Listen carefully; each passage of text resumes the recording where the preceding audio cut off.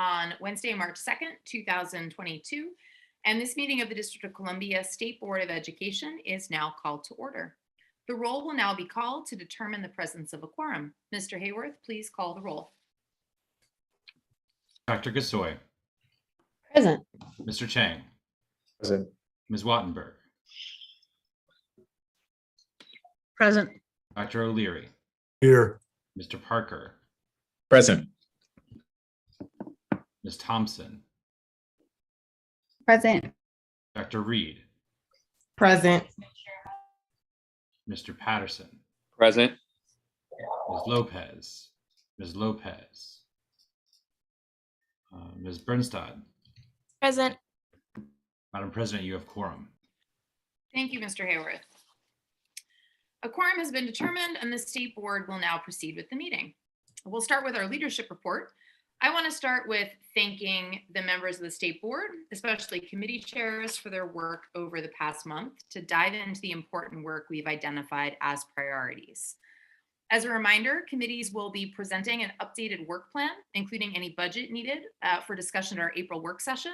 And we've sent to all members a reminder that those committee work plans and budget requests should be sent to staff and to leadership by March 30th, so that we have those prepared with meeting materials for discussion at the April working session. The deadline's important to ensure we're able to move. Sorry, can folks hear me okay now? Okay. To move the procurement process forward as needed. We want to make sure that any contracts we need to secure, we can do well in advance of the end of the fiscal year. Leadership has also recently met with leadership from DCPS, DME, and Aussie to inform them of the State Board's priorities, to seek alignment where possible, and to identify areas for further discussion. We've endeavored to ensure that all members are aware of these conversations and have provided summaries shortly after each of the meetings. And I really appreciate Vice President Thompson for taking on that task of summarizing our notes and making sure that they're ready for our members. So thank you for that, Vice President Thompson. In line with recommendations from the previous leadership team, I'm pleased to announce that the State Board will be moving back towards in-person meetings in April for our working sessions. These meetings will still be able to be broadcast via our YouTube channel, but for the first time in 2 years, we'll all be able to gather in one room together, starting at our April working session. So we'll be back at 4:41 in April in person. I'm happy to talk more about this during our new business, including discussions about masking, so that we make sure that all members are comfortable with that provision and that folks can start to put that on their calendars. We will still have our committee meetings and our public meetings in a virtual posture for several reasons, including identifying an appropriate space for our public meetings and making sure that we have broad ability for the public to participate. We've seen an uptake in participation in our committee meetings since we've put them in a webinar format, and we want to make sure that that can continue. So we'll move our working sessions back to in-person. We'll keep our public meetings and our committee meetings in a virtual posture, and we'll talk more about this during the new business section of our meeting tonight. Two other things I just want to note for members here at the start have to do with hearings this week. The first is that yesterday in the council's legislative meeting, you may have noticed that 2 emergency pieces of legislation were moved that involved the State Board. One of those pieces of legislation around eligibility for members of the DCPS school community, teachers as well as staff at the central office being eligible to run for the board, we were consulted on. We had conversation with council members who were sponsoring the bill. There was outreach to us. The other was the lifting of the community service requirements for the 2022 graduation year. While we certainly understand why that need is present because of the difficulties of the pandemic and students being able to meet those graduation requirements, the State Board was not notified or consulted on that. And since that is work under our jurisdiction, we think we should have been.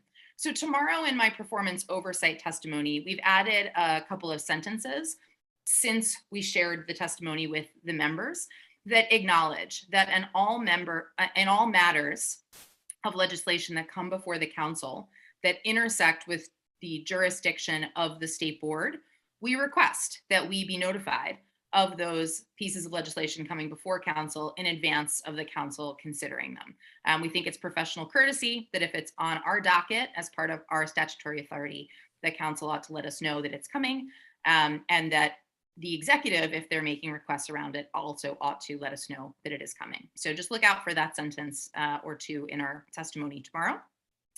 The second thing is that I know we've all been concerned about DGS buildings, the status of HVAC in particular, and there is a new updated chart that was provided today. I'll make sure to send that link out to all members, or Mr. Hayworth, if you have that link handy to send to members, where DGS is updating the status of all open HVAC requests at DCPS school facilities, and they'll be updating that regularly. So we want to make sure that that is on all members' radars, as I know we've all been very concerned about facilities.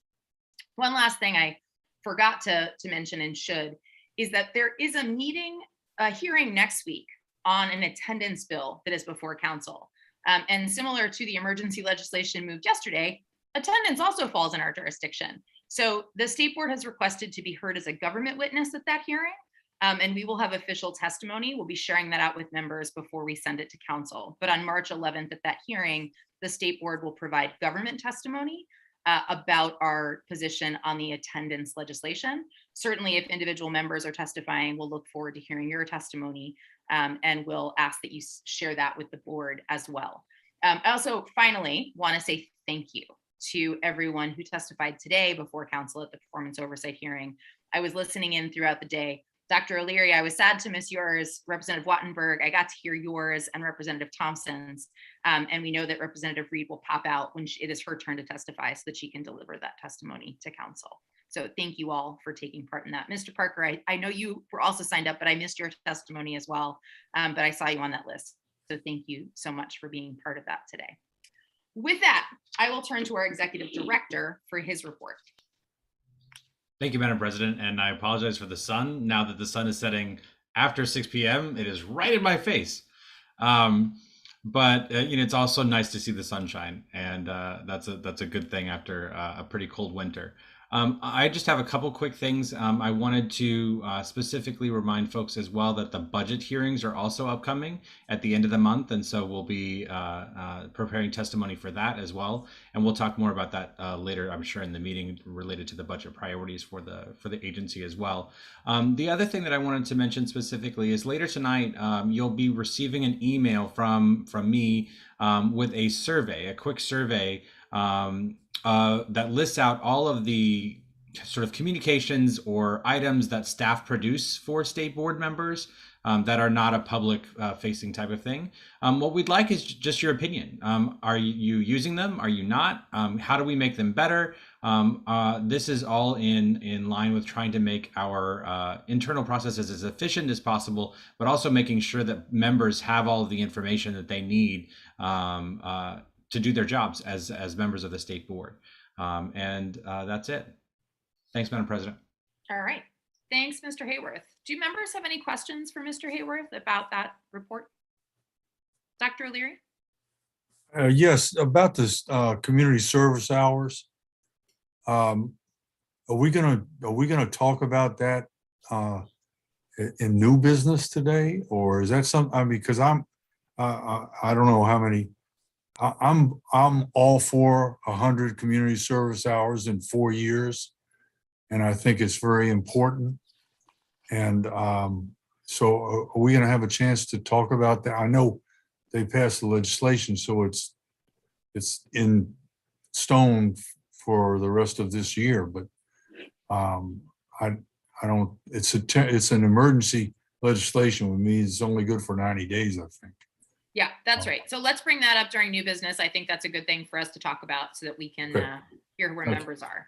Thanks, Dr. O'Leary. Mr. Parker, did you have a question? I do, but we can handle it later. It was more on the dashboard that was shared. I don't know if you want me to ask that now, or if we could also tackle it offline.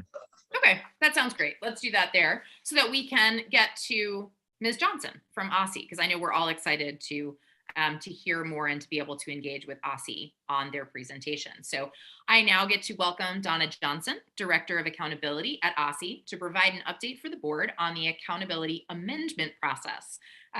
Ms. Johnson, you may begin when you're ready, but I'll just note that the board has transmitted our commentary on the addendum for the public comment period, and we are excited now to hear discussion of a proposed amendment for later this year. I need to keep saying those terms aloud to myself, so I make sure I'm clear with folks when we're talking about one and the other. So when you are ready, Ms. Johnson, the floor is yours. Thank you so much, President Sutter. I am looking at the sharing of the screen and trying to make sure that I'm sharing the presentation. And let's see, I'm trying to, okay.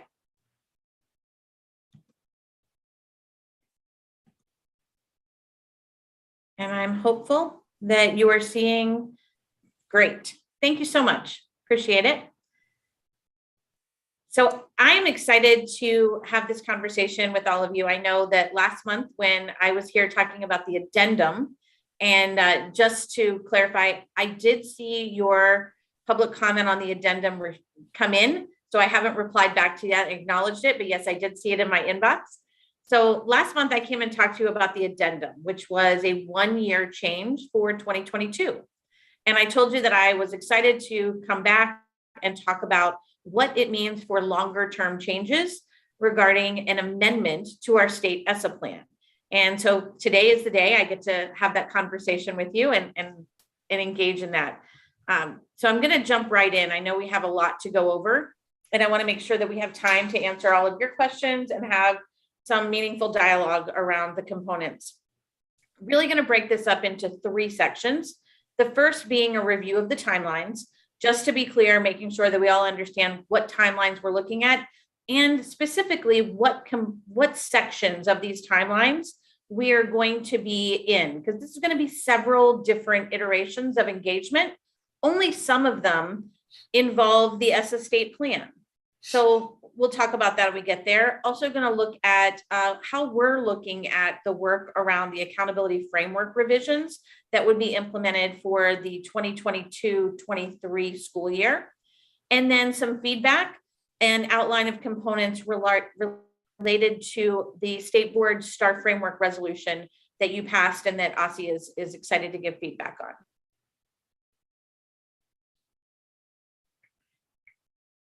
Okay. I'm hoping that you guys are seeing the presentation mode, or are you seeing the full screen? Okay, let me work on that. Hold on.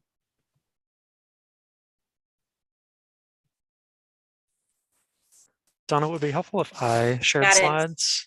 Okay. I think I got it. Thank you, Evan. I'm still seeing the entire PowerPoint deck Okay. myself.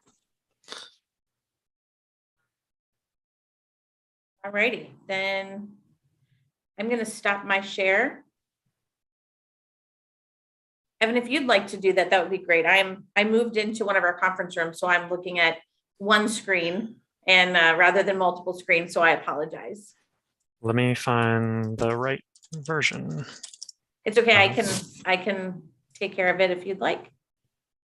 No worries, Ms. Johnson. Today, during a live session with an old colleague, my screen went totally black. My computer shut down. I had to restart the whole thing, and she had to just, talk for like 4 minutes while she was waiting for her guest to get back on screen.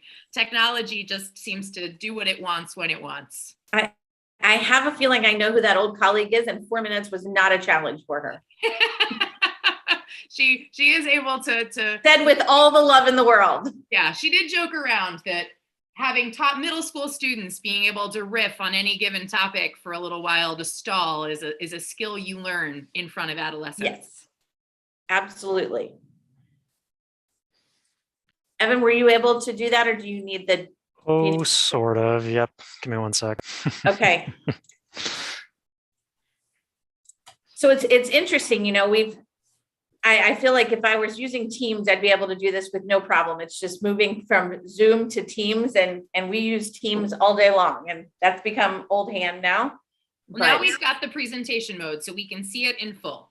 Amazing. Fantastic. All right, Donna, now I'll get out of your way. Thank you. Evan, I think you're going to have to run the slides though. There you go. Awesome. Okay. So let's move on to discussing the timeline as we talked about. So I want to just kind of set the stage a little bit around where we are in terms of accountability, because right now I have people that come up to me and like, oh, how are things going with accountability? And honestly, I have to ask them, are we talking, well, do you mean 2021 or 2022 or 2023? Because all of them are actually ongoing right now. So there's a lot going on, and I want to just set the stage for where we are. As all of you know, with the 2021 report card, we released that report card in December. We're currently collecting data, and then we'll be preparing for the per pupil funding, the school finance component of the report card, which gets released in late May of every year. And so that will be added to the current report card site and added to the individual school level school snapshots. And so that's anticipated in May. And then we'll be moving into the 2022 report card and the accountability designations, which are a part of that accountability addendum. And so we will be looking at our first time having statewide assessment data in 3 years. So we're excited about having that data come forward, and then preparing the 2022 report card, which will be on the same website that you're currently accessing the 2021 report card on. During all of that, we'll also be working on the accountability assessment or the accountability amendment, which is this part of this conversation that we're having right here, and then moving towards the revision and the changes of the DC school report card that align with those accountability amendment and state plan amendment, as well as feedback that we hear around display, functionality, design, interactivity. All of those things will be part of the 2023 report card when we release new accountability frameworks, scores, metric presentations, and all of those things that are aligned with the release of that information. So that's kind of the big picture timeline. And now I want to move into what we're talking about specific to this work, our Essa state plan amendment. So I want to ground this in looking backward a little bit. And I think I'm correct, but Ruth, I believe, may be the only member who was on the board when the Essa state plan came before the board the first time. And so I want to just kind of remind everyone what that process looked like, where we had the Essa state plan. It has components that are specific to the federal statute. There are a lot of elements that are outside of the federal statute that are connected to how we report things, where we report things that are on the report card above and beyond what's federally required, the way in which we align things or describe things. Those things are all outside of the federal guidelines. They were not in our Essa state plan. They will not be a part of the Essa amendment, but it doesn't mean that they're not important. So we'll talk about that a little bit as well. So in talking about the Essa state plan amendment, this is our timeline. We're looking between March and May of engaging our external our task force. In fact, we had our first LEA task force meeting earlier this afternoon, just before this started. And then we'll be doing focus groups with a variety of both internal and external groups.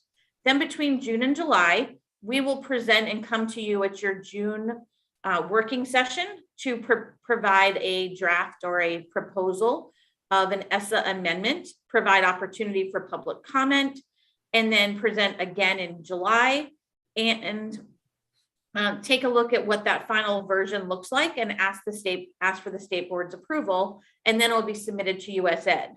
Once we submit that to US Ed, they have a period of time in which they can act on that and revise that and review and have interactions with us before giving approval or non-approval. And then we will be working to develop the technical guide for our schools and LEAs around the specific business rules. Those are oftentimes things that are well outside the scope of an Essa state plan amendment. And so the same process that took place before in terms of developing our Essa state plan amendment, having it approved, and then working on the specifics and details of both how it's reported and some of the business rules around data collection with LEAs, how they verify that data, how they certify it, and those types of things. And we look to have that technical guide available shortly after the school year starts in 22-23. Next slide. I know that, I won't know, I anticipated that there may be some questions about the external engagement. And so one of the things that I want to say is that we recognize that Aussie has experience in working with a variety of external groups, and specifically around the accountability framework, as well as the report card. We have a long list of people that we engaged with the first round in this. And so what you see here are some of the parent groups, advocacy groups, school level stakeholders, as well as groups that are a combination of those groups.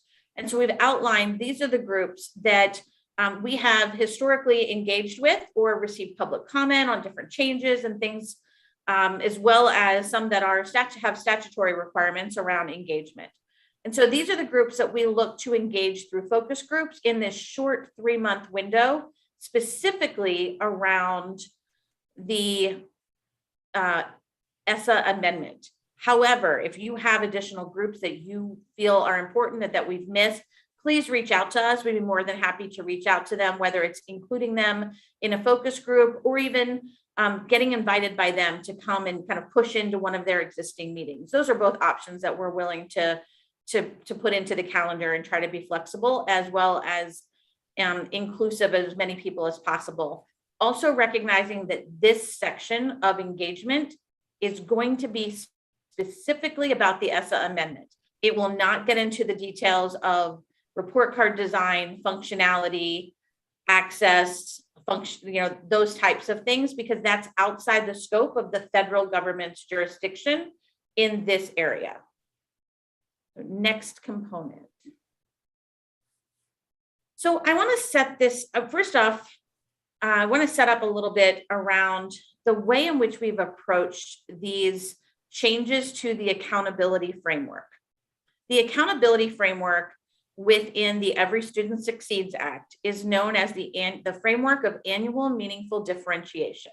So it is the calculation process that a state utilizes across multiple measures in measuring the performance of all schools, as well as using that information to identify the schools for ESSA-related tiers of support. So in thinking about the changes that we would make to this framework, we wanted to make sure that we clearly identified the changes based on foundational principles and beliefs for an accountability framework, as well as how we recognize that that data is used and designed. We thought this is something that we should always go back to. Any change that is made to our accountability system should be able to point back to one of these foundational principles or design and use principles, so that we're not just going about and saying, we'd like to change XYZ. If we're saying we want to change XYZ, the question is why and to what end? And so why are we looking to do that? How does it engage with our core beliefs? And how will we know that we're successful? What will be that outcome that we're looking to measure by making this change? And so I want to go over some of those foundational principles. Some of these are very consistent with actual components of the federal statute. One, that we're providing common information across all of our public schools in DC, whether they are DCPS schools or public charter schools.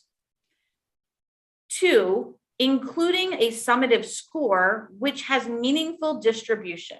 We talked about the fact that our accountability framework is an annual meaningful differentiation. And so however that score is calculated, it must have meaningful distribution of results across schools. And our desire is that is not a forced curve, that it is an actual differentiation that is meaningful and recognizes different performance levels of schools. We also know that the federal guidelines require a substantial weight on core academic measures. And we believe it's important that that include both achievement and growth. We want to balance the belief that all of our students can learn and can learn at high levels with the reality. That reality is that we currently have significant gaps across performance levels in our student groups, both along the lines of race, ethnicity, as well as socioeconomic levels of income, English language, as well as students with disabilities. Our goal is that an accountability framework both incentivizes the overall improvement through a focus that is deliberately looking at equity, particularly a focus on those students who have been historically underserved.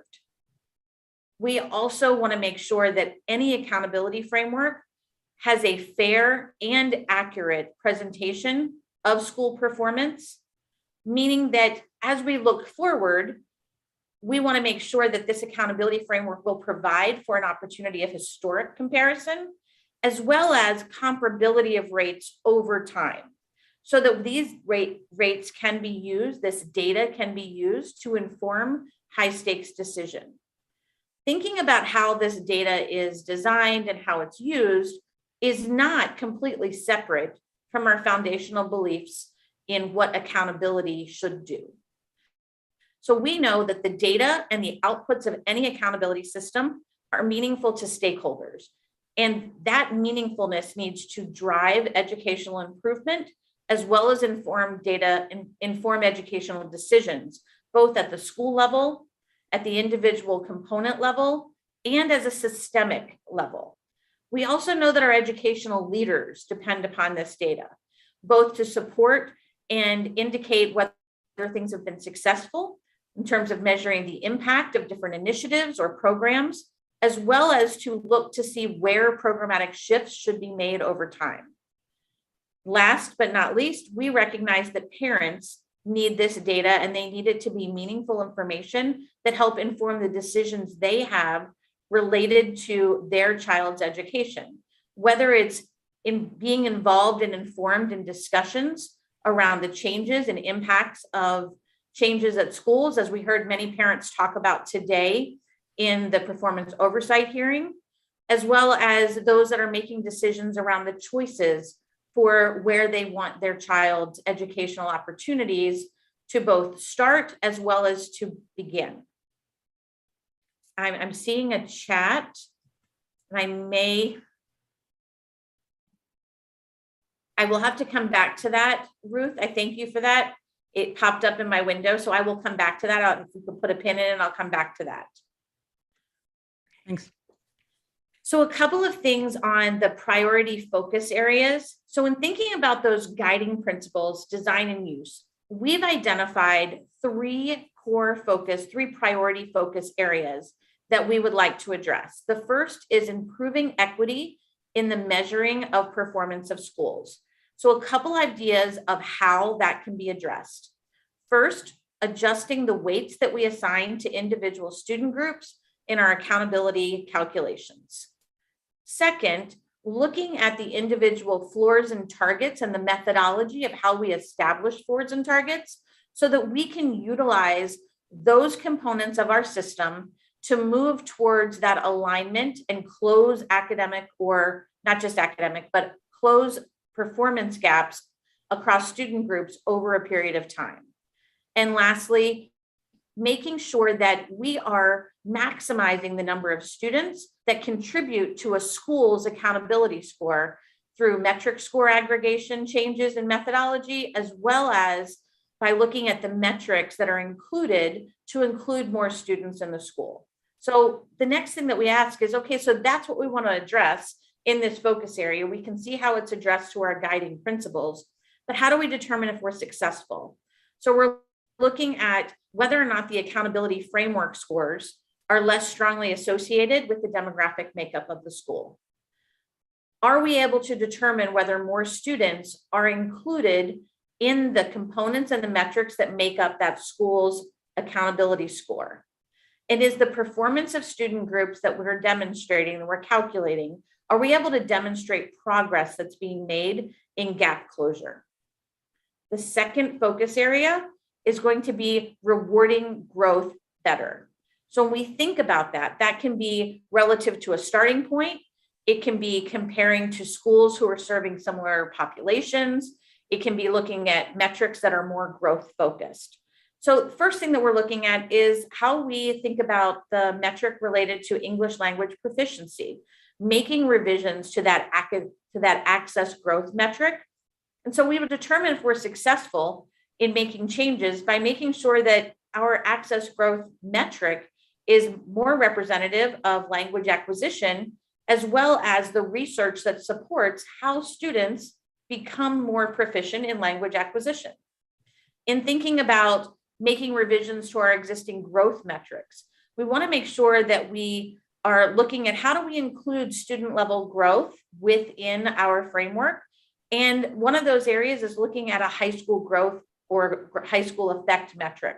So making sure that our growth metric is resilient to changes that we see, as well as able to adjust to factors within the school and the school's unique student universe.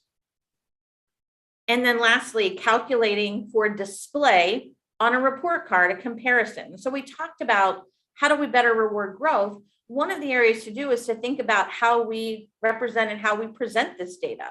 This is not necessarily an accountability calculation. As I said, sometimes when we enter into these conversations, we do have to have a little bit of a conversation around the display and the functionality in order to think about how we will make some changes here. But not all of those things are always captured in an ESSA plan. But in terms of currently, our report card shows the metric performance of a school, and it shows it compared to the DC average. In this year's report card, we added some additional filters that would allow you to compare that to individual grade spans or elementary, middle, and to limit that. And so thinking about how do we better show that data and show that information in a comparison to be able to show meaningful information around the populations that our schools are serving. So making it more of an apples to apples comparison as much as possible, which is much more of a display and functionality than necessarily a calculation. Next slide is our third area of focus.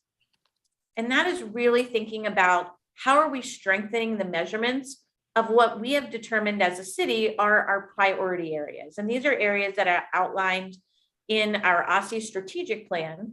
So thinking about how do we address the closure of performance across historically underserved student groups. And so looking at that gap closure. One of the ways that we can do that is by thinking about metric targets and closing those gaps so that we are aligning those performance goals over time.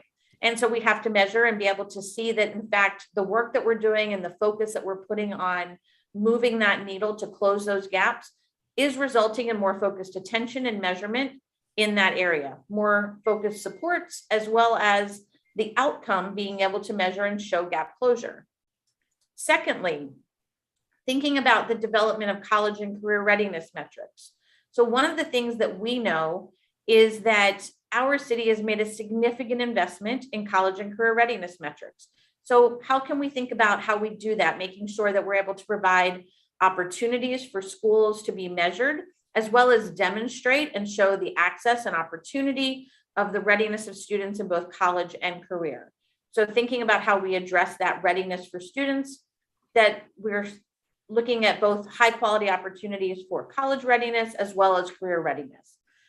We know that we have other programs that measure some of that. And so thinking about how do we align some of these things.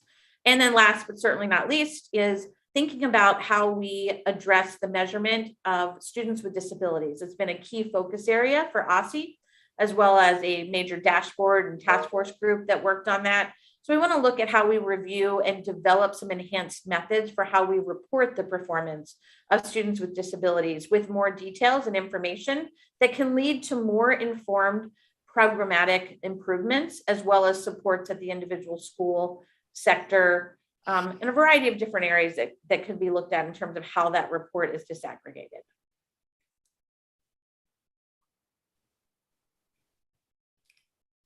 So in thinking about the Essa Amendment, there are some other components of the Essa Amendment that are outside of just the accountability framework that we know will have to be a part of this technical revision, such as aligning a lot of the changes that were put into place through waivers during 1920 and 21. Those include, and of course, the 2022 accountability addendum, if approved. Those would include integrating long-term goals into our formal Essa plan. If we wanted to make changes to long-term goals, that would also have to be an amendment. It's not something that could be done through the waiver or an addendum. Looking at revisions that are necessary related to school improvement designations. So those are the school improvement designations required under ESSA, which are the comprehensive support 1, comprehensive support 2, targeted support 1, targeted support 2. There's also a comprehensive support 3, which we have not gotten to yet because we haven't had that long of a time period with our accountability framework, but those are all designations required under the Every Student Succeeds Act. And so we'll have to integrate some of the shorter term designations that are a part of the accountability addendum, make sure they're captured in our plan, as well as how we're getting back onto schedule with that new timeline designation, any changes to entry and exit criteria related to those waivers and changes, and then any changes that we made to the accountability framework that would need to be integrated into that clarification. And so this is the place where we'd have to make some of those technical changes to formally document those changes that were included in the waivers, in the addendums that were received. That's actually one of the requirements that every state has to do in receiving that when you file an amendment. Next slide, please. All right, so now I want to take a look at some feedback related to your STAR framework resolution that you passed through the board and provided to us for our consideration.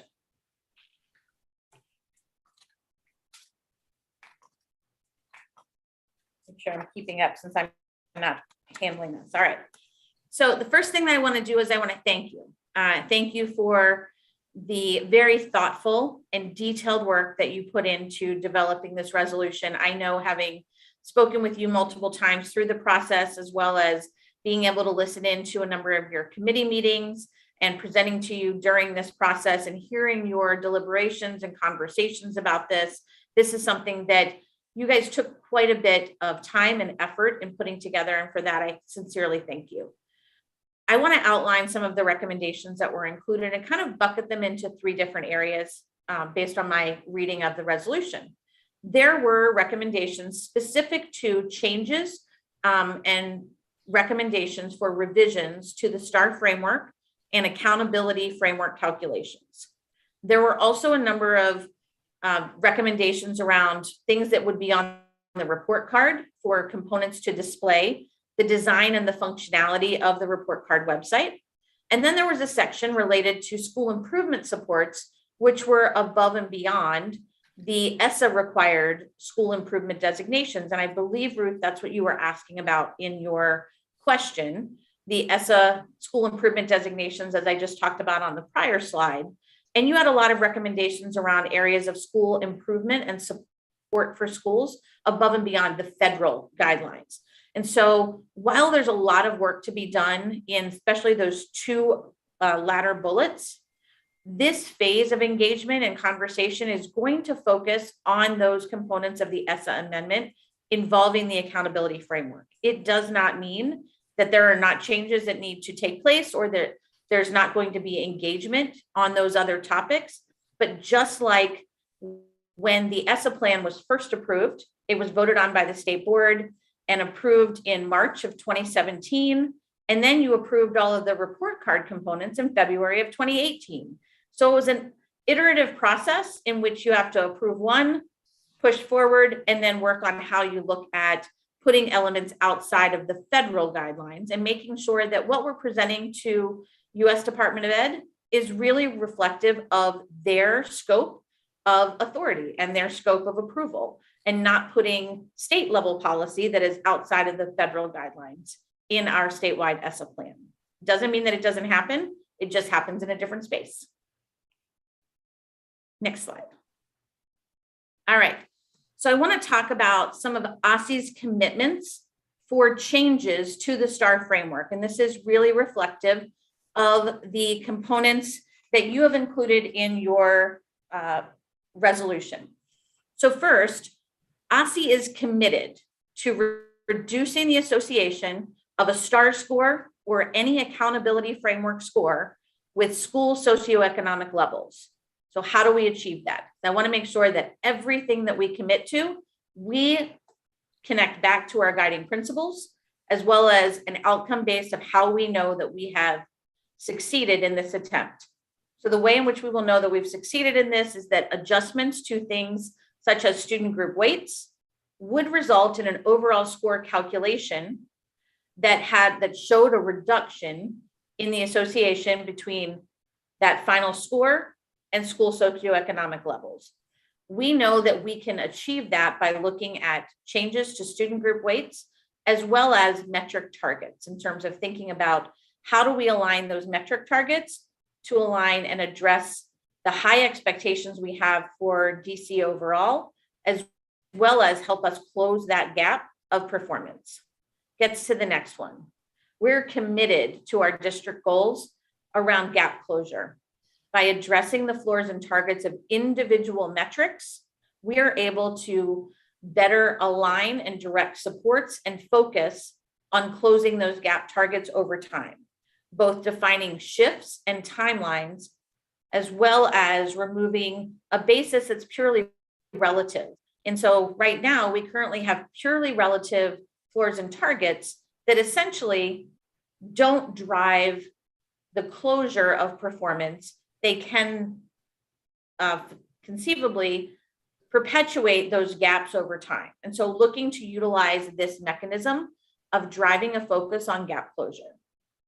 The third commitment is making sure that we maximize the number of students contributing to the school level score, and that we have increased those students that contribute. This could mean looking at calculating scores through metric aggregation as opposed to student group aggregation. Does not mean that we wouldn't necessarily be able to show the performance of student groups or even show the performance of schools performing compared to other schools, but this allows us to maximize the number of students that contribute to a total score and a total performance metric. Also, we have looking at current metric that we have is APIB. We know that through a new data collection that we have instituted, that we'll be able to include dual enrollment, which will increase the participants that are currently involved in college readiness, and those students had not previously been included. So that's one small area there. Next slide. Additional commitments.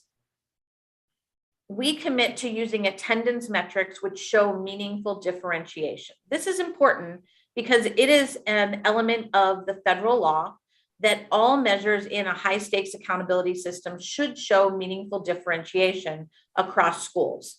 We also recognize that we want to make sure that the metrics that we include in our high stakes accountability system are aligned to our district focused initiatives.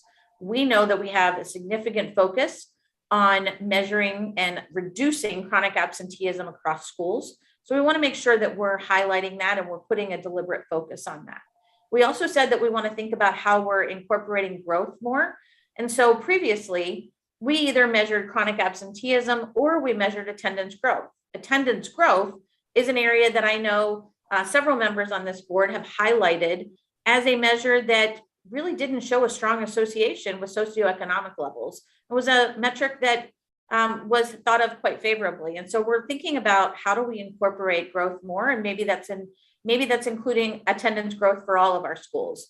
We also know that our current in-seat attendance metric does not show meaningful differentiation across all schools. So while it might be a metric that people are familiar with and have used, we believe that our chronic absenteeism and our attendance growth metrics are actually much more meaningful and provide data that can drive improvement in a better direction.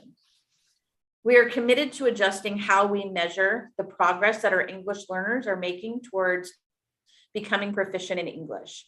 We want to align that metric with best practices and research that's really related to how English learners grow, as well as their individual student characteristics, reflecting growth trajectories that are specific to those individual student characteristics, which would mean looking at our access exit criteria, as well as establishing nonlinear growth targets, because English learners do not necessarily grow in a linear manner. Last on this page is developing a measure of growth or progress for high schools. This is something that I have spoken to the board about previously, and we were really looking forward to moving forward with prior to the COVID pandemic. So we are committed to developing a growth metric that will be specific to the high school framework. Next slide, please. Another element that this board highlighted was the STAR framework STAR rating. Aussie is willing to move away from the 5-star single summative rating as highlighted in your resolution. We believe there are some key principles that need to be adhered to and a commitment that we have to moving forward with this intent. It's important for our accountability system to be transparent with all of our accountability data. It's also essential that the way in which we display this data and explain this data is meaningful and easily understood by parents and the public. We are committed to engaging stakeholders, gathering feedback and additional information on this issue. In fact, I believe your assessment and accountability committee committed to doing some of this information creation just the other day. We will be bringing forward options for consideration and gathering feedback from stakeholders before making a final decision that would be included as a component of our Essa Amendment. Next slide. There are some areas within your resolution that we know that we need to have some additional discussion and feedback before we can have as clear of a focus of how we do that as we have in some of the other areas. One of those is high school growth. So I said, we are committed to high school growth. We also recognize that we were not able to implement statewide assessments in 2020, nor were we able to administer statewide assessments in 2021.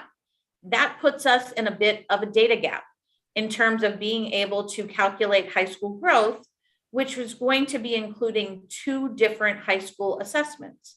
And so thinking about that, we recognize that growth is incredibly important and valuable. We want to make sure that before we integrate this into a high stakes accountability system, that the appropriate analysis and level of data is able to be collected, and that may require us to delay the implementation of such a metric in the framework until the 23-24 school year, so that it gives us that time to collect 2 years of data, analyze it, and then present that metric in its entirety with all business rules, floors, targets, et cetera, to our LEAs, rather than deciding well after they have implemented the assessments. With respect to career readiness, one of the areas that the district has made significant investments in, as well as displayed firm support and high value of, is career readiness. We know that there are a lot of programs that are meaningful for students, that encourage them and give them a new focus and idea and value of coming to school every day, and that's critically important. One of the things that we have to take a look at and explore further is how do we turn that into data that can be collected in a valid manner, in a manner that is not overly burdensome, as well as timeliness, and then develop metric accuracy and equity. So this is going to take some additional discussion and feedback before we can come to you with what a timeline or even a metric would look like for that. But it is something that we're committed to having these conversations and continuing to move in this direction. Lastly, on this slide is DC Science. As all of you are aware, DC Science is a brand new assessment in 2019. Unfortunately, we've only been able to give that assessment 1 year. We are highly committed to science instruction and value that science assessment. Since this is a new assessment and it's given in limited grades, that impacts the data that's available as well as the impact that would have. This will require a little bit of additional analysis, conversation, and engagement, and we look forward to doing that in this process. Next slide. There are some areas in the Essa, in the STAR framework resolution, that Aussie is not in favor of including as recommendations for accountability framework revisions in the Essa Amendment. The first is the inclusion of a school climate survey in the accountability framework. We have also looked at a variety of researchers regarding their advice around climate surveys and their use in a high stakes accountability system. There are concerns related to bias, reliability, and validity. We also recognize that in order for something to be included in a high stakes accountability system, accountability framework under ESSA, we must have a common tool that is measured for all schools. it must also be able to be disaggregated by student group performance.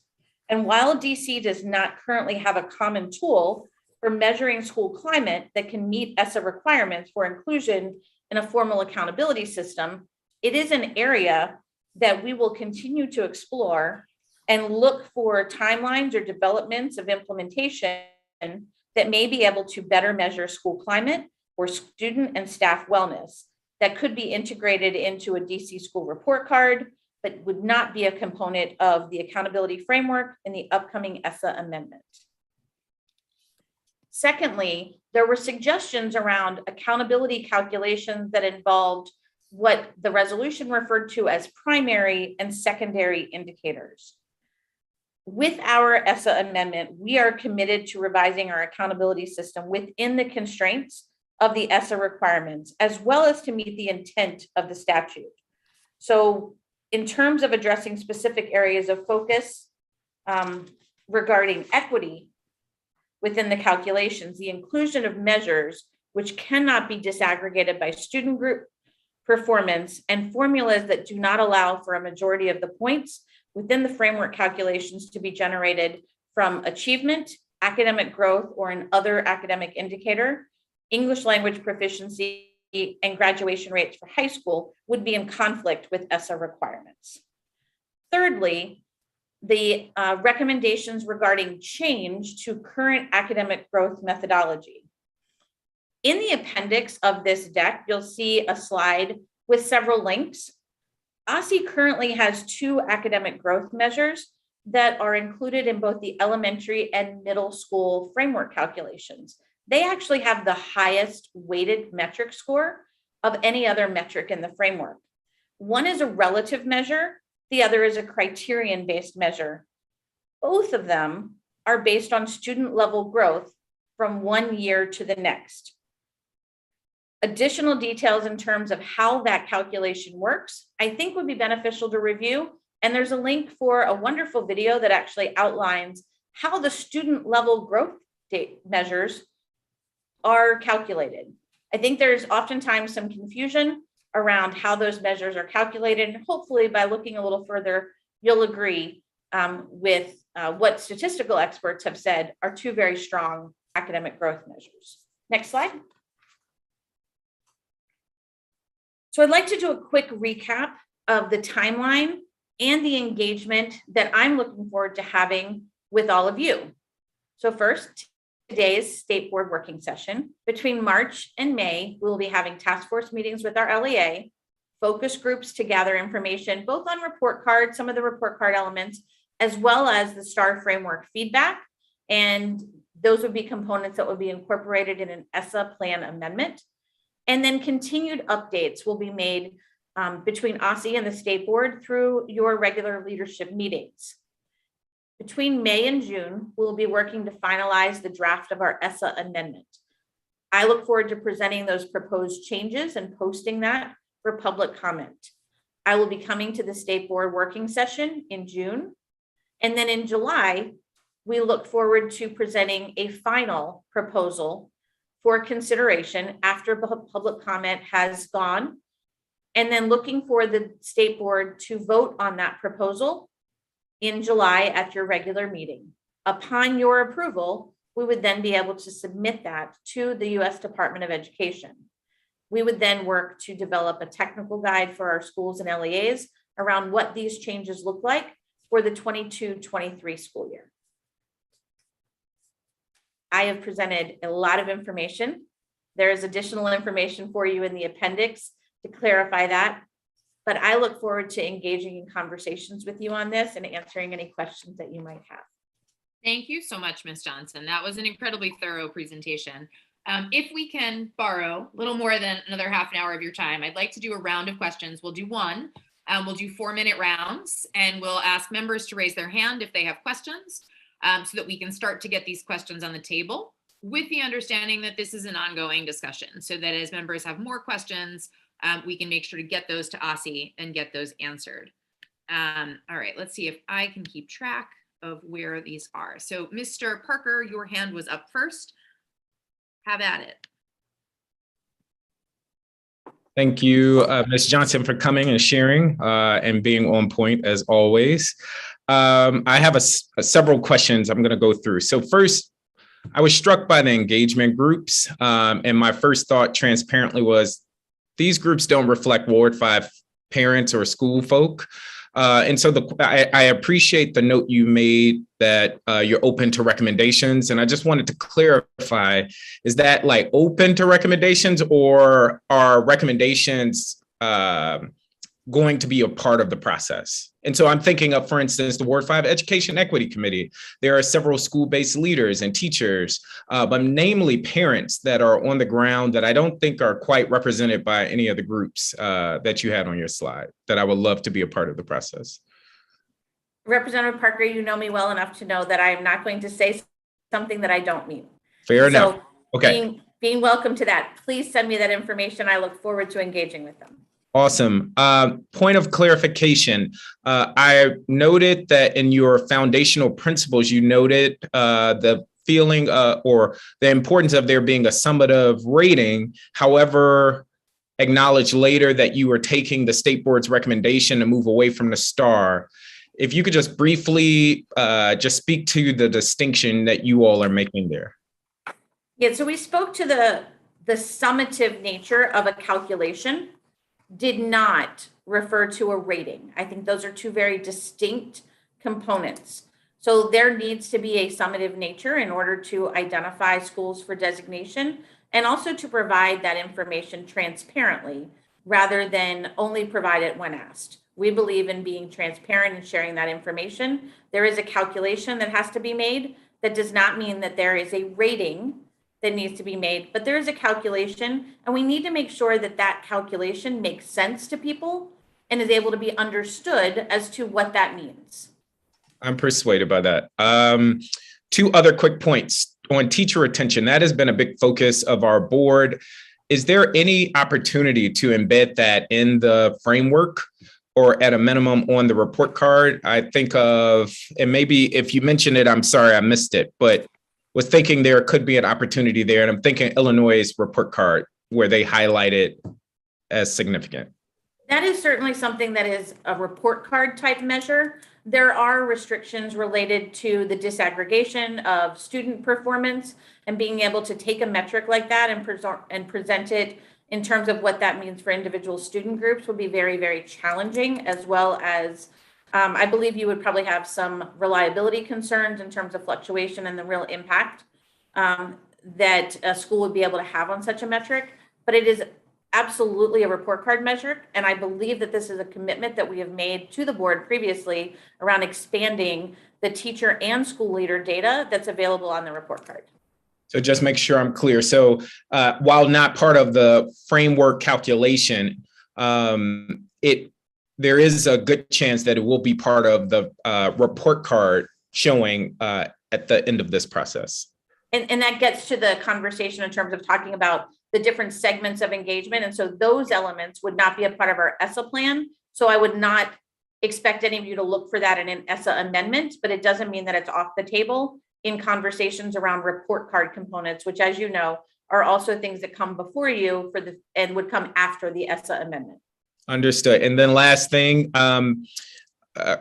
career readiness. I'm just making a point for note. We heard from the DC Policy Center, and they talked about college matriculation as well as, career success as being a metric to follow and note. And so linking those two, whether it is just on the report card, could be beneficial for parents, namely of high school students. Thank you. Yeah. Thanks, Representative Parker. Representative Patterson. Yes, thank you, Madam President. Donna, Ms. Johnson. Yes. I'm one of the few people that probably was here from way back from 2017 that actually went through this whole process, was on the task force. And a problem that I had, and the reason for my question, is that when by the time you came to us task force and those that was elected by the State Board of Education, it seemed very baked and everything was really done. So my specific question is there room for a state board person on the current task force while you're doing that? Because you're not engaging us, from what I'm looking at your timeline, until June. And I think personally June is too late. We need to be part of the conversations. That's also with the focus groups and the groups that you're having right now. It shapes a lot of the narratives. It shapes a lot of the processes and the understandings, because I can say, as a person who served on the task force the last time around, the first iteration of this, by the time it came to us, it was just, you guys did a good job, but it was still very hard for the people that came into that because things were already baked in. So that's my question. I'm asking specifically. Is there room for us to be in the group that is currently? So one of the things that I want to thank you for all of the engagement that you did. I want to make sure that we will share all focus group invitations in terms of external group focus groups so that you can hear the same information that we're hearing. One of the things that I think that's going to be helpful for you in informing your decision and hearing the task force, not necessarily a task force, but in hearing those external groups that are giving us feedback, and making sure that you're able to hear that feedback. One of the things that I think is going to be very careful is that you guys had a significant amount of engagement that went into the resolution. And for that, I am very grateful. But I also want to make sure, and I say this with all the love in my heart, a number of you are very vocal in these meetings, and I want to make sure that we not just hear from the state board at these external meetings, but that we hear from other external stakeholders. And so to that extent, I hope that you will understand in that I am willing to have you guys in the room, but I want to make sure that the voices that we've already heard from are not those that are dominating all of the conversation, and that we have the opportunity to hear from a variety of stakeholders that we haven't heard from. I'm happy to have you in the room anytime, but I want to make sure that we give everyone an opportunity to give their feedback and thoughts. And I'm happy to think about and to talk with our leadership around ways that we can make sure that you all feel engaged and aware and knowledgeable of the progress that this is taking. I appreciate that. And I'll take that. That's fair. That is fair. So I'll take that. Thank you. Thank you, Representative Patterson. Dr. O'Leary. That was an incredibly political answer, and I'm saying that in the best sense of the word, because that was one of my questions too about that. But I think that that's a great answer to that, because I know what you're talking about because I guess I've been in a meeting like that where I was that voice. I have a question. You had a student advisory committee listed. Is that our student advisory committee, or is that DCPS's? I'm hopeful to be able to talk with your student advisory committee. Okay. I just wanted to ask you that because I know that DCPS has some kind of a student group, just like they have a parent group and all these other groups that don't do anything. But happy to talk to them too, Dr. O'Leary. Yep. All right. In the maybe the second or third slide, it said incentives, overall improvement, deliberate focus on equity. Right. And a lot of the questions that I wrote down have to do with how do we deal with equity when our student bodies, and I'm just using Cardozo as an example since it's a sort of a model comprehensive high school with all kinds of things going on, special ed, ELL, students who are seniors, my students who weren't reading on the 12th grade reading level or anything like that. How do we put all those people together and give a fair score of what the school looks like on some kind of a summative assessment or some kind of, I'm a summative assessment person because I always tested my students at the beginning of the year, in the middle of the year, and the end of the year, and I could find out how they grew. But I just, I'm wondering how is there room for, how are you going to deal with if the PARCC test isn't that summative assessment? Does the summative assessment have to be something that happens only one time a year? Without, and I'm not saying just have a test at the end of the year, but to show growth, you can't show growth at the end of the year if you haven't found out where a student is at the beginning of the year. So I think there are a lot of different statistical ways that you can measure academic growth. And I apologize, your question took a turn. I thought you were going in a different direction. That's all right. That's not No, always that's good. fine. That's fine. I think so, you know, and one of the things is that it's challenging. And I oftentimes will, you know, utilize in this work channeling, you know, I started my career as a high school teacher and then became a district administrator before moving into policy. And so I always try to ground my the areas of decisions upon that, as well as a number of other things, and thinking about that.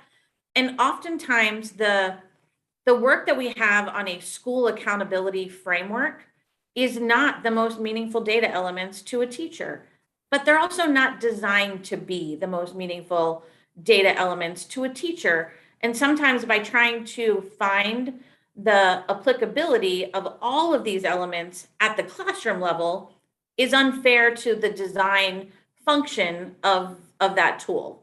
You know, much like a statewide assessment is not necessarily the most meaningful just-in-time data point to a teacher, that's not its design purpose either. And so, you know, we can think about it in terms of like, there are a lot of things that we use in a lot of different ways that weren't designed for that. And so we have to think about how things were designed.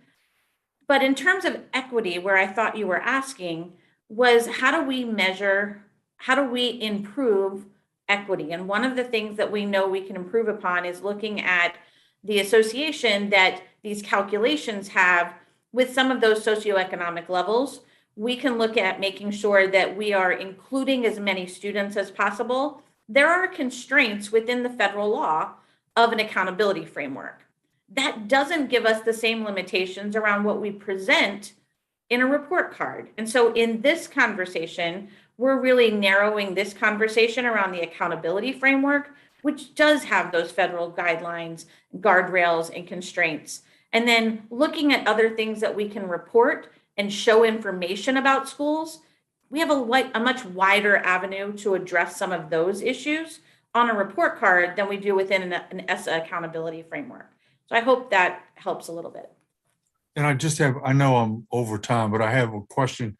On the last calendar that you showed us, it said from May to June. Does that mean really just May? Because then we're going to vote on it in June. You're going to vote in July, sir. Oh, I'm sorry. That's I okay. got it wrong. Thank you.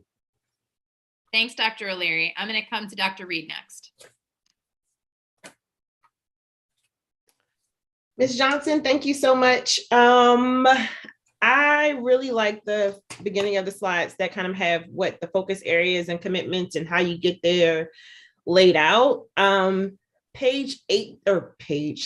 18 discusses the things Aussie doesn't want to do, or I can't think of a better way to say it, but you get my drift. And I would love for to see like even those items further like fleshed out to say like educate us as to why, and even give us like alternatives. I think it's just an opportunity to kind of just say, yeah, educate us more versus just like we can't do this. So I'm looking forward to like just that information. There was something else to that, but I didn't take down notes. I do like, and I keep pointing back to this, leaning on your early childhood colleagues who went through the quality rating improvement system work, which is very similar to ESSA in regards to the child care block grant, which makes you, do some accountability measures. But I love this really focused on supporting the centers and then even the public facing piece of it.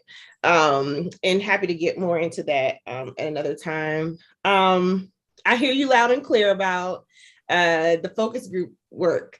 I'm wondering if there's just some kind of way to capture those conversations with new stakeholders, even if there can be like a survey attached.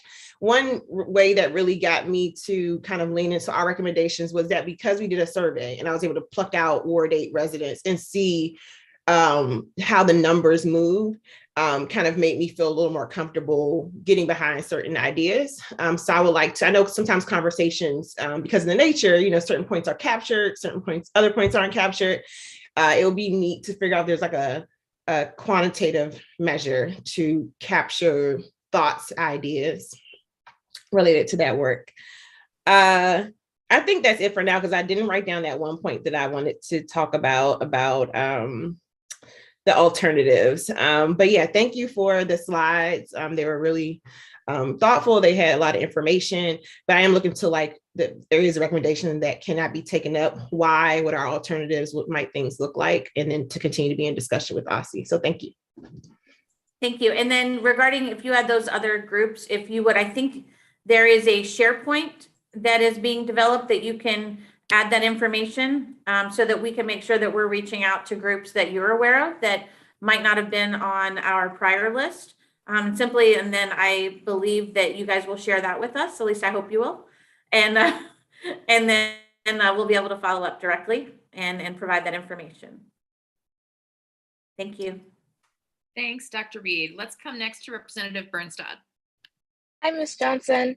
Can I be heard well? Yes, we hear you. Okay, great. I had a few questions. The first is about the changes to priority focus areas. I get the metrics for determining how that's successful, but if you find that one of those areas is unsuccessful, what's the next steps to addressing that?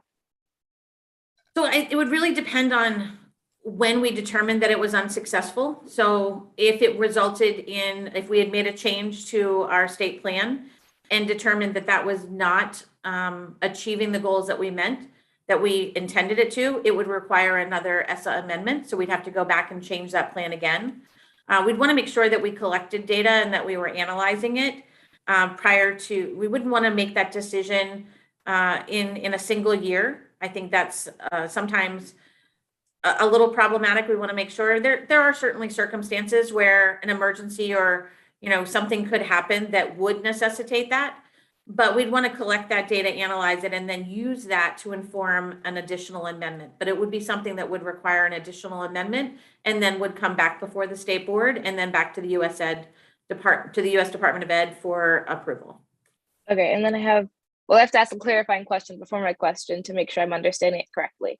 So Aussie is deciding not to include a school climate survey. Was that school climate survey going to be a survey sent to students and teachers, or who was that survey asked to be of? So what our statement is around that is that at this point, we don't have a common statewide school climate survey or staff student wellness or well-being survey. That would be something that would have to be developed. There are also a lot of concerns around bias, reliability, and validity of including that in a high stakes accountability system. So for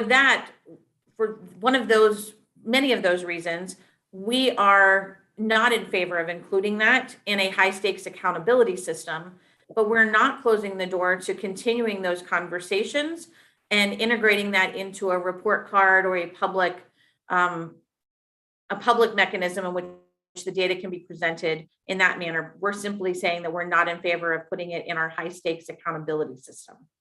Okay, and then I had another question relating to that. So if that's not the best way to measure school climate, but we find a better way to measure school climate, would that be possible, or would it be possible to add that to our growth metric for high school? Because I think that measuring the way students perceive the way their school climate changes is really important. So I'd like to just put that out there and see if that's even a possibility. So if we found another way of measuring the impact that a school had on student preparedness, student readiness, we would be able to add that through an amendment process to the framework. We could not call it high school growth, however. ESSA is very specific around the fact that a high school growth component must be included in the academic achievement domain, and that must be utilizing the statewide assessment. And so that would have to be a high school impact or effect measure that would be incorporated elsewhere, but it could not be in that same quote unquote high school growth component that would involve the statewide assessment. It doesn't mean that it's off the table, but it would be an additional amendment and a change that would go through the same amendment process. Oh, I was muted. That's all my questions. Thank you. Thank you so much. Thanks, Representative Bernstad. Let's come to Representative Chang. Thanks. I have a question about slide 17 and what the career readiness metrics mean? Does that mean career and technical education? And would love to learn more about how you're defining those metrics. Yeah, so the information there around career readiness would be things such as career technical education, National Academy programs. It could be industry recognized credentials. There's a lot of different things that are considered career readiness metrics, but that's what was being spoken to in that slide. Great, thank you.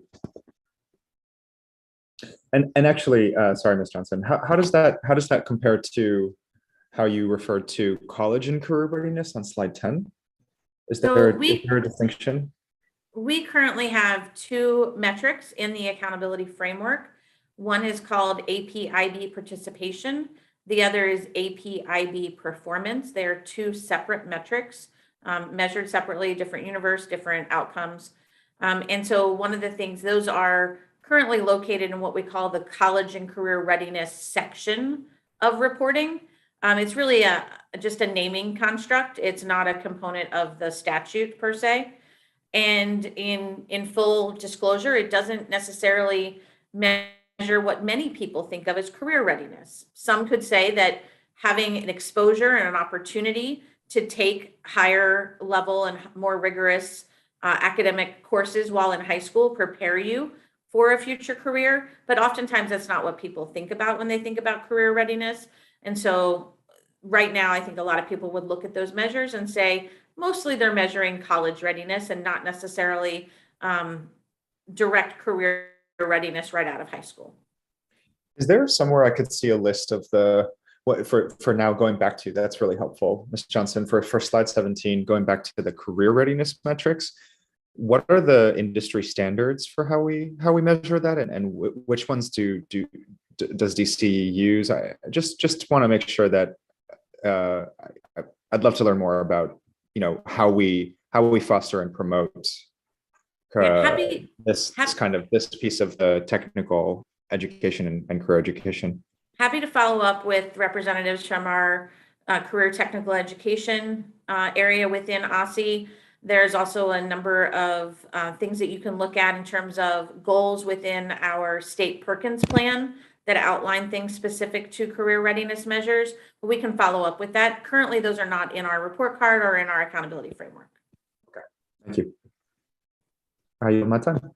All right, and I'll use that last minute to voice Dr. Reed's question in the chat, which is, she remembered her other question. Could you repeat, slide 18, the point around primary and secondary indicators. Could you say more about that? Sure, and I apologize, I don't have all of my notes from that. I had a lot more information around that, but some of the primary and secondary indicators, one thing that I do recall is that listed as a secondary indicator was graduation rates. That's actually against the federal statute. That has to be included in the primary focus. And so the majority of weights for any high school accountability system must include graduation rates as one of your most heavily weighted measures. The other thing is there were a number of measures in there that related to inputs that could not be disaggregated at the student group performance level that had things to do such as facility quality. There were some other things that dealt with the availability of courses at a school are not necessarily reflective of performance that can be disaggregated. That also would be against the federal statutes. Okay, thank you, Ms. Johnson. Representative Wattenberg. Hi, thank you, Donna. Thank you very much for all of this. So my first set of questions is really just to clarify what we're each talking about, because I'm a little confused. So going back to my first question, when you talk about the accountability framework, are you speaking specifically and explicitly and solely about that framework formula that determines the lowest performing 5% and the targeted support schools? I am speaking specifically around the framework that is outlined within the Every Student Succeeds Act, referred to as the Annual Meaningful Differentiation Framework. That annual meaningful differentiation framework must be used to identify and be used as the designation for your CS1, CS2, TS1, TS2, and eventually CS3. So that is the framework that is used. That is the framework that is outlined in your Essa state plan. Okay, so that I understand. So when you talk about high stakes, let me be clear about our proposal, which is that beyond that, the calculation that's needed to identify the 5%, that beyond that, it wouldn't be high stakes, because what we're proposing is not to rate the school. It wouldn't get, as you say, it wouldn't be getting a star number. We would be showing it, showing what is your climate like, or what is your growth like, so on and so on. So are we on the same page? I think when I refer to high stakes accountability, I'm talking about accountability calculations that result in a school designation or could result in a school designation. So school supports or school reporting of data that is outside the scope of that annual meaningful differentiation framework are things that would be captured on a report card. Okay, that would be displayed. Yeah. That's fine. Outside the Essa Amendment. Okay, and so you're dividing very clearly between the amendment and the report card. So one of the things that was very important to us is that beyond designating the C's and the T's, I'll call them, that there would not be a number or a letter or a star rating for all of the other schools. Is that consistent with what you're saying? So in other words, Not completely. Okay, how is it not completely? That's where maybe I'm not understanding. Where not completely is because you said a number. And so in order to do a calculation, there is a number. And what we are committed to is being transparent. When that number is calculated, we are committed to being transparent and making sure that that number is communicated transparently. So you're saying that you want, and let me just make sure I understand that instead of having 5 stars, that when you go to any school, it's going to say, here's your number. You're a 90 school or a 2 school or 11 school. Is that what you're saying? You're going to replace the rating with a number or the number? No, not exactly either. What we're saying is that we don't want to calculate that number and hold it internally. That number should be available publicly. That number should be a part of the reporting system that we do, that we believe in that transparency. We also think that it needs to be meaningful. And so if, let's say, the accountability framework score was a 757, putting 757 as the accountability score doesn't mean anything to people.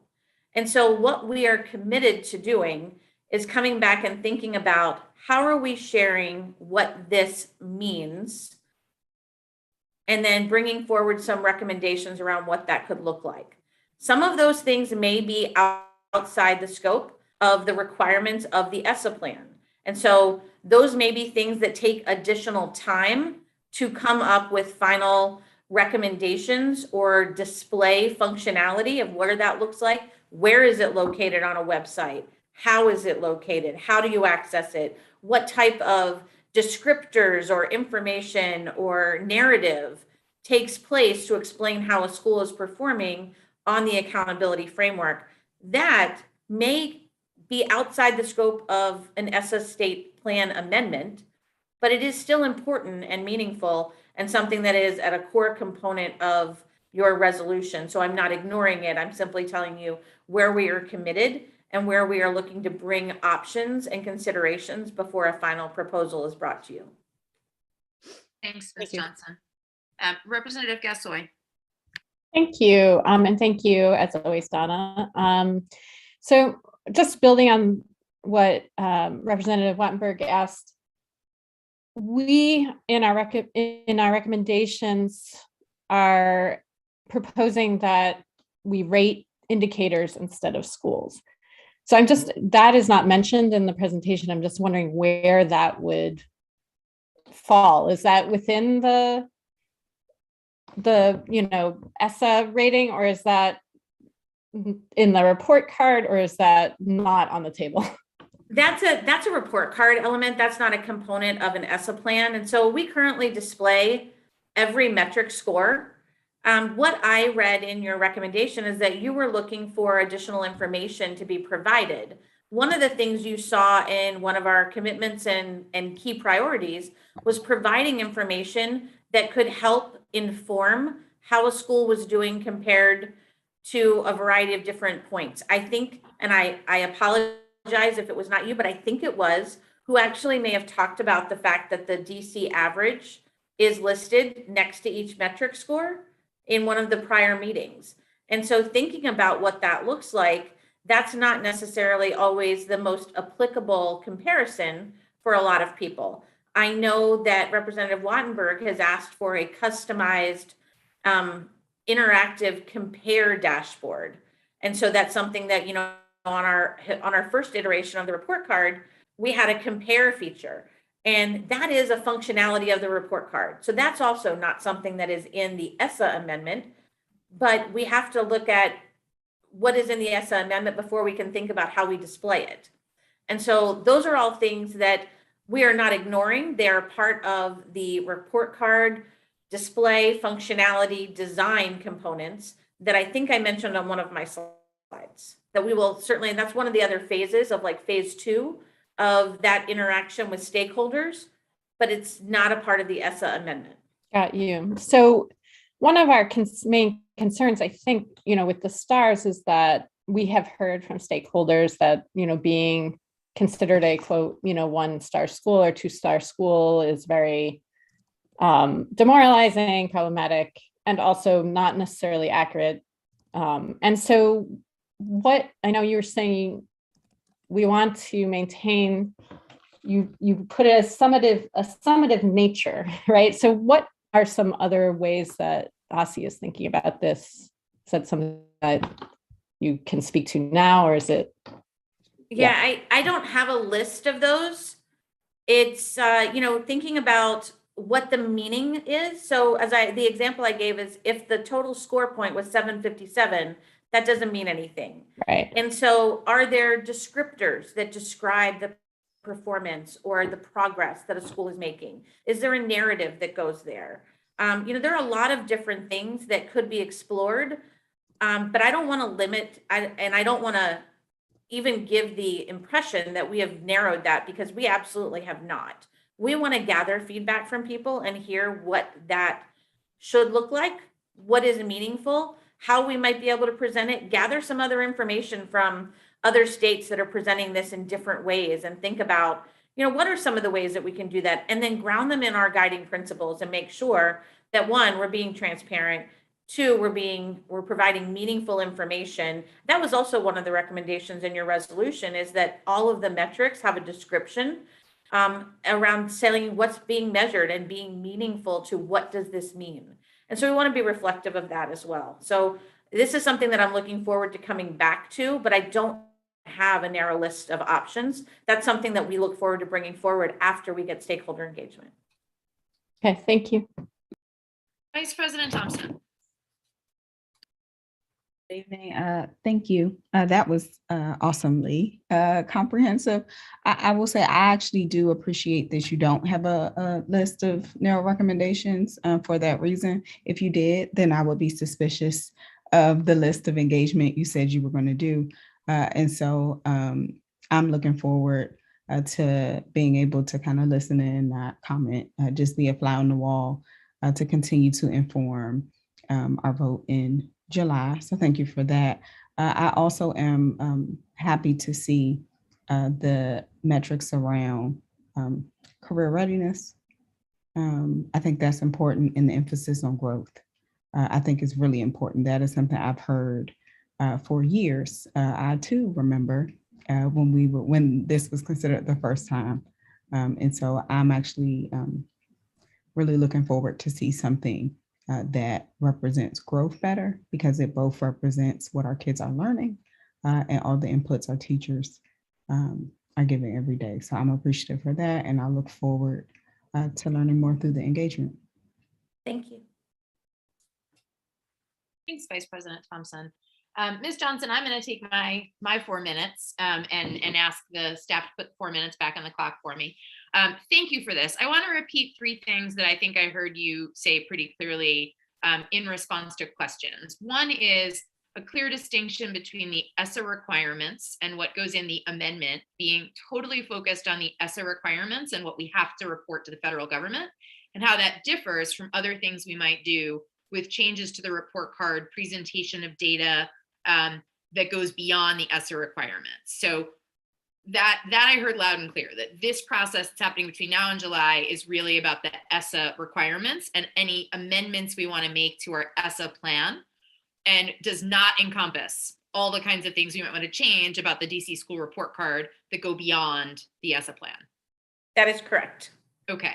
I think too, in that you've highlighted the fact that there are ESSA requirements that we cannot veer away from. So we are required to include certain things by the statute, like what counts as high school growth, like how much certain elements have to be weighted in comparison to others. And so that's also helpful, I think, for not just for us, but for the public to hear that there may be changes that we as people want to make that are simply not possible given the law and the requirements of the ESSA piece. So that's helpful. The second is the effort to gather feedback and be transparent. I really appreciate you being super honest and forthright about the fact that none of us got elected to office by being quiet.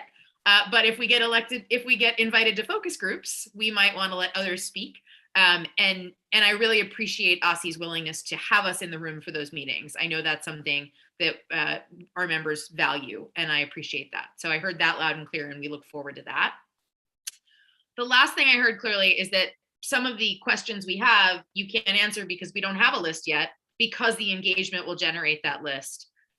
So the lack of a list is not a bad thing. It's a reality because there's engagement still to happen with LEAs, with parents, with community groups. Here are my questions for you, though, about a couple things we heard from experts who came to speak with us that I would love to know if they're part of the ESSA piece or they're part of other things. So we often see students who fall in multiple groups. Is there any possibility of adding sort of intersectional student groups, like students with disabilities who are at risk? Are we able to add that into our ESSA plan? Yes, that is actually a conversation that we had with the LEA task force today, talking about looking at our student groups. And the questions that we asked are the student groups that we calculate, that we measure and we weight in our accountability framework, are they the right student groups? And so if not, within the constraints of the law, how can we make those changes? And so we're looking to explore those. And you mentioned one of the ones that we actually disaggregate on our alternative school framework, where we look at students with disabilities who are low income or at risk, as well as students with disabilities who are not. So that is one area, but it's not an exhaustive list. And so that's something that we are exploring. It's one of those areas to think about. Okay.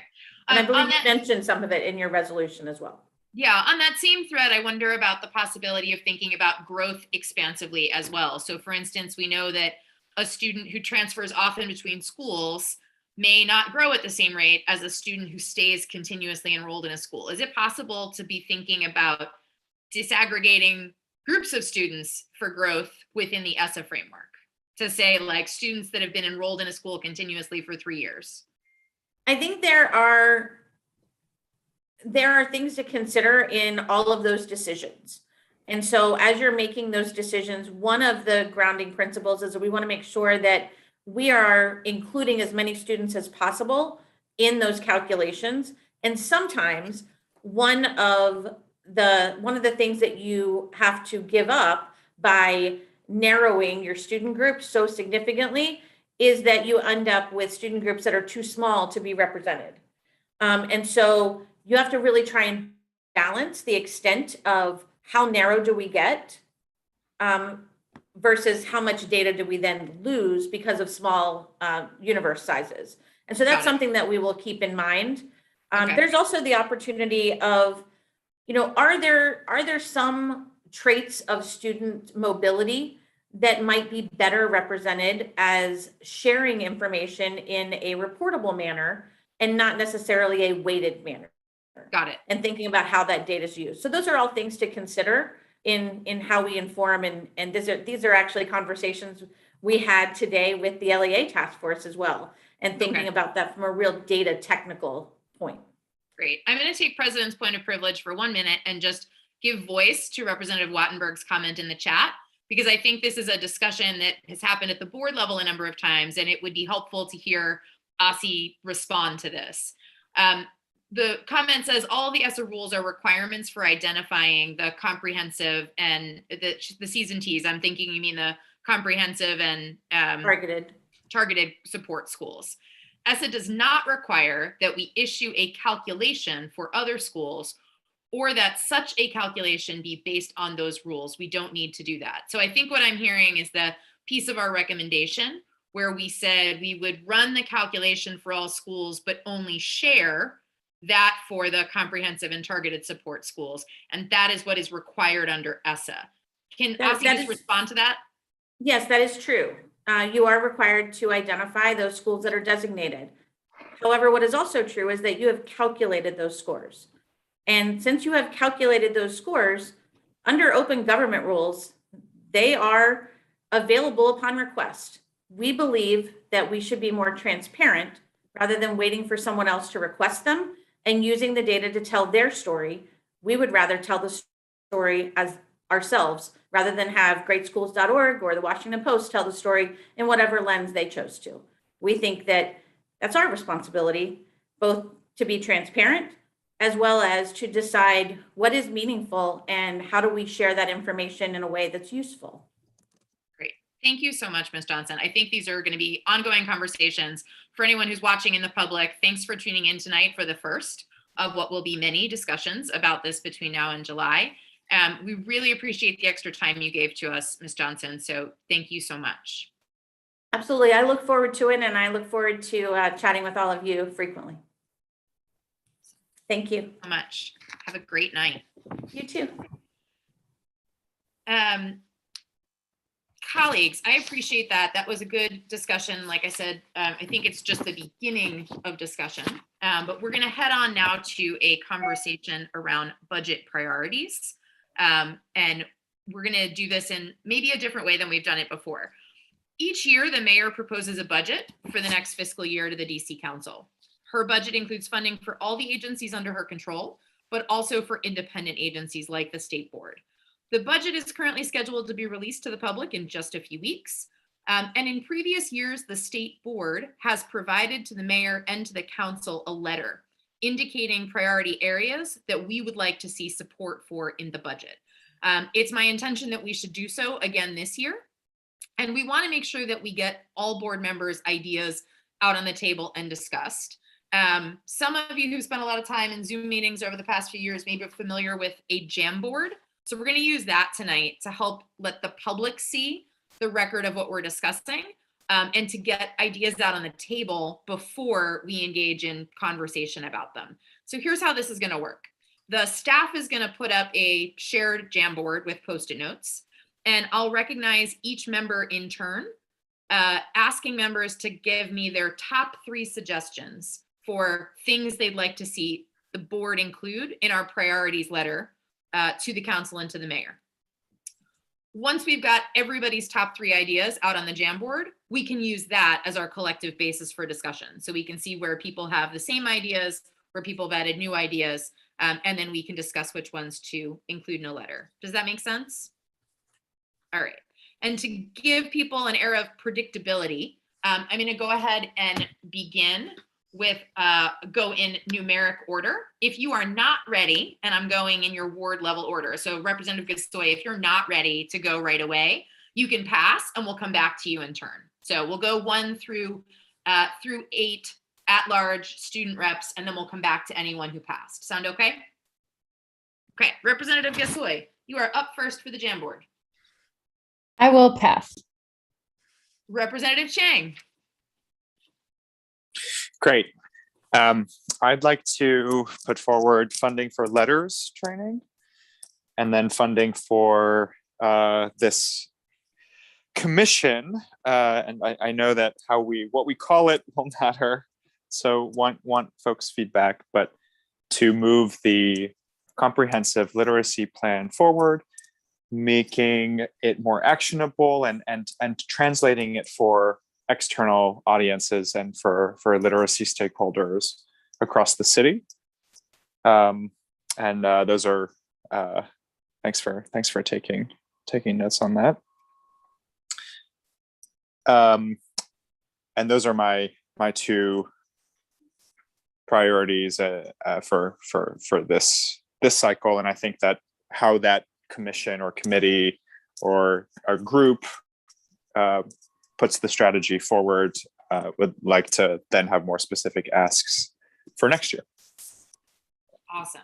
Thank you, Representative Chang. Representative Wattenberg. I'm going to pass, but I have a question, which is, are these meant to be our budget, our proposals to go into the state board's budget? Or are these recommendations just all the budget stuff that we would like to see given to anybody? That's right. So when we write, obviously we'll write our testimony about our budget, and then individual members can go provide testimony. But we're also, as we did last year, planning to send a letter to the mayor and to the council about areas we care about getting attention in the budget. So I would presume that these are education or education adjacent matters, but they might be things that we want to see funded in Aussie's budget. They might be things we care about in DCPS's budget. They might be things we care about for the ombudsman or student advocate's office. So I don't think we need to focus on just things in our own budget, but things that we want to see prioritized. That said, if there's something you want to make sure we hit constantly about our own budget, feel free to put that on your top 3. So we'll take Representative Wattenberg's pass and come back to her. Dr. O'Leary. I have a question too. What about, do we have room to move money around as far as communication? I'm just thinking about, I think it's really important that we get our word out in something other than just these meetings that are televised and whatever it is.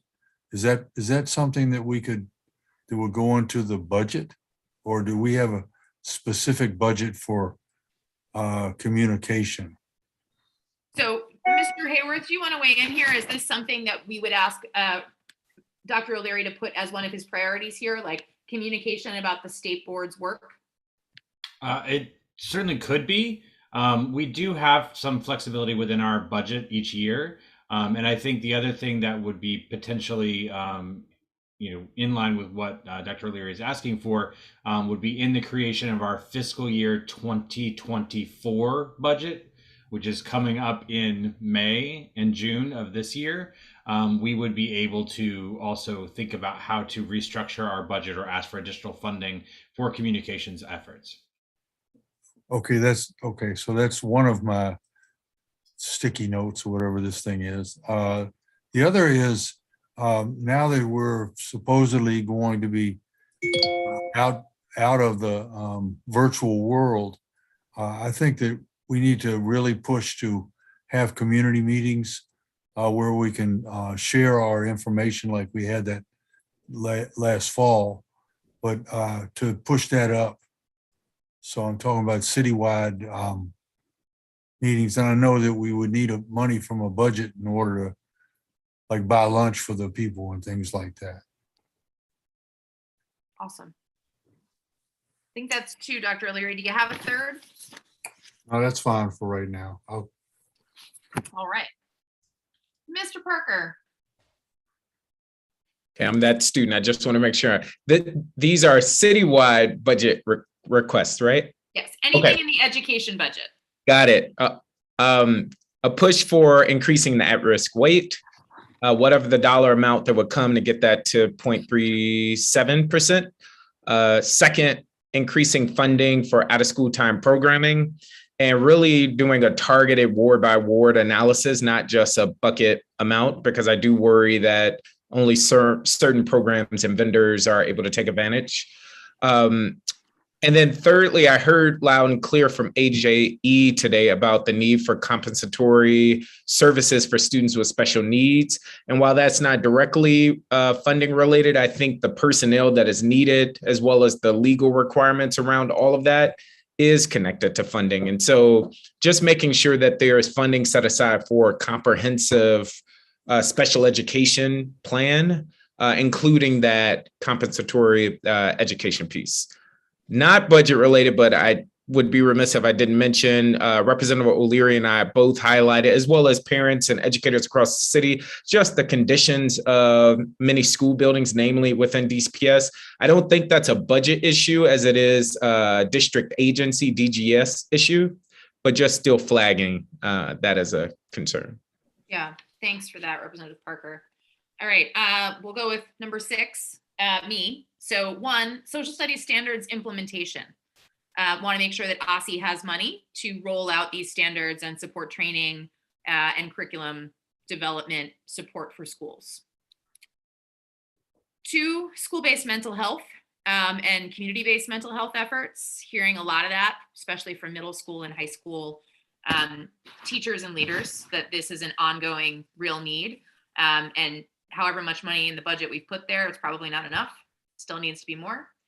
And then Representative Parker took one of mine, and frankly 2 that I was deciding between. So if you would just +1 the at-risk weight and the out-of-school time programming, please. Let's come to Vice President Thompson. So first off, a budget hearing. One, always a plug for the adequacy study and making sure our UPSFF is keeping pace with inflation, because that's real. I'll save my +1s for the reorganization of things. 2, did we do school-based mental health? Yeah. Okay. Adult ed would be my second one. Our adult ed providers are particularly struggling, and they actually can do a lot with a little bit of money, and that money can go to Aussie, and they should have more grants. We only have 3 left in the city. I want to make sure that those resources remain. Third thing that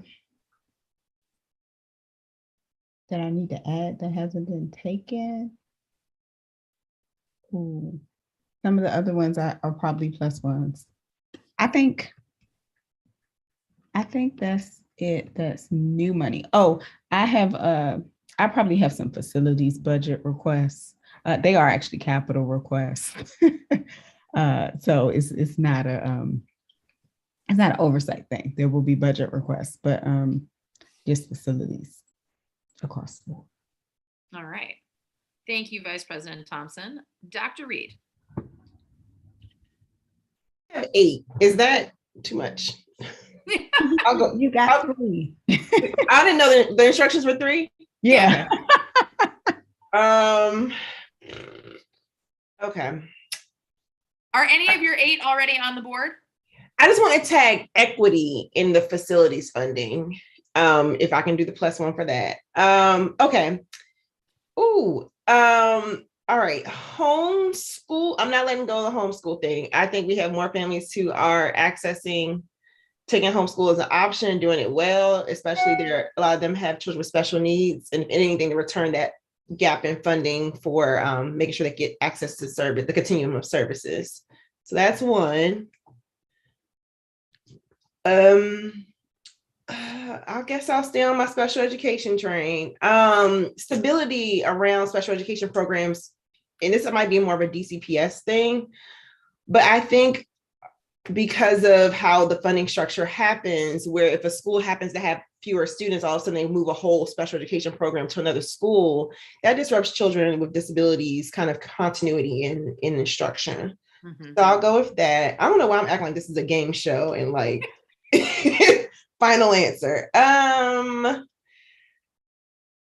right. And then I'll go with support staff, specifically like paraprofessionals, folks that can give like, support classrooms, support teachers, especially we go towards the flexible scheduling models.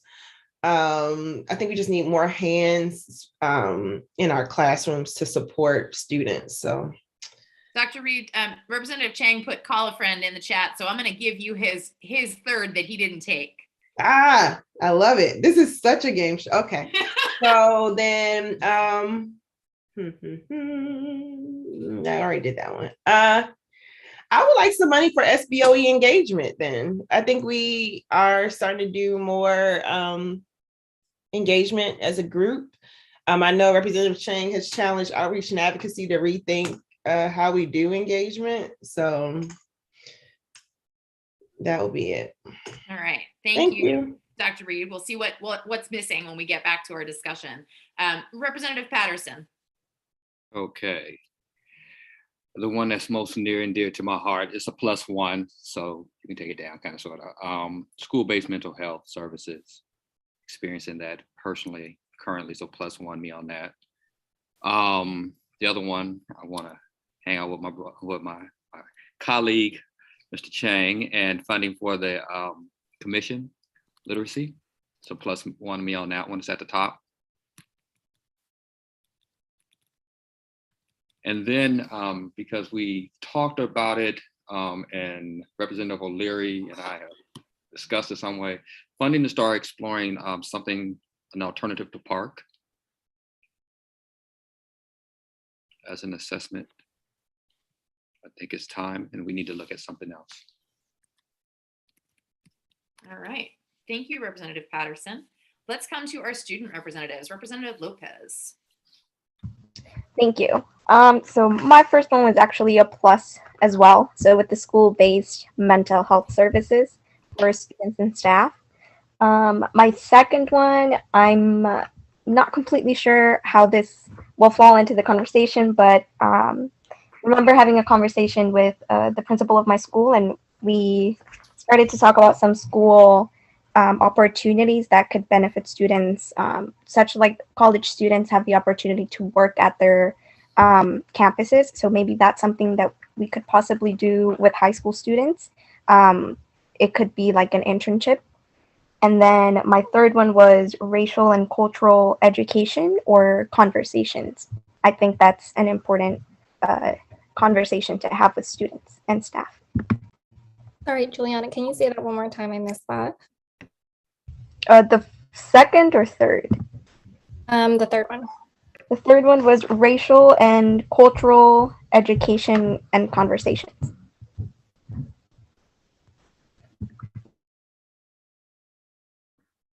Great. Thank you, Representative Lopez. Representative Bernstad.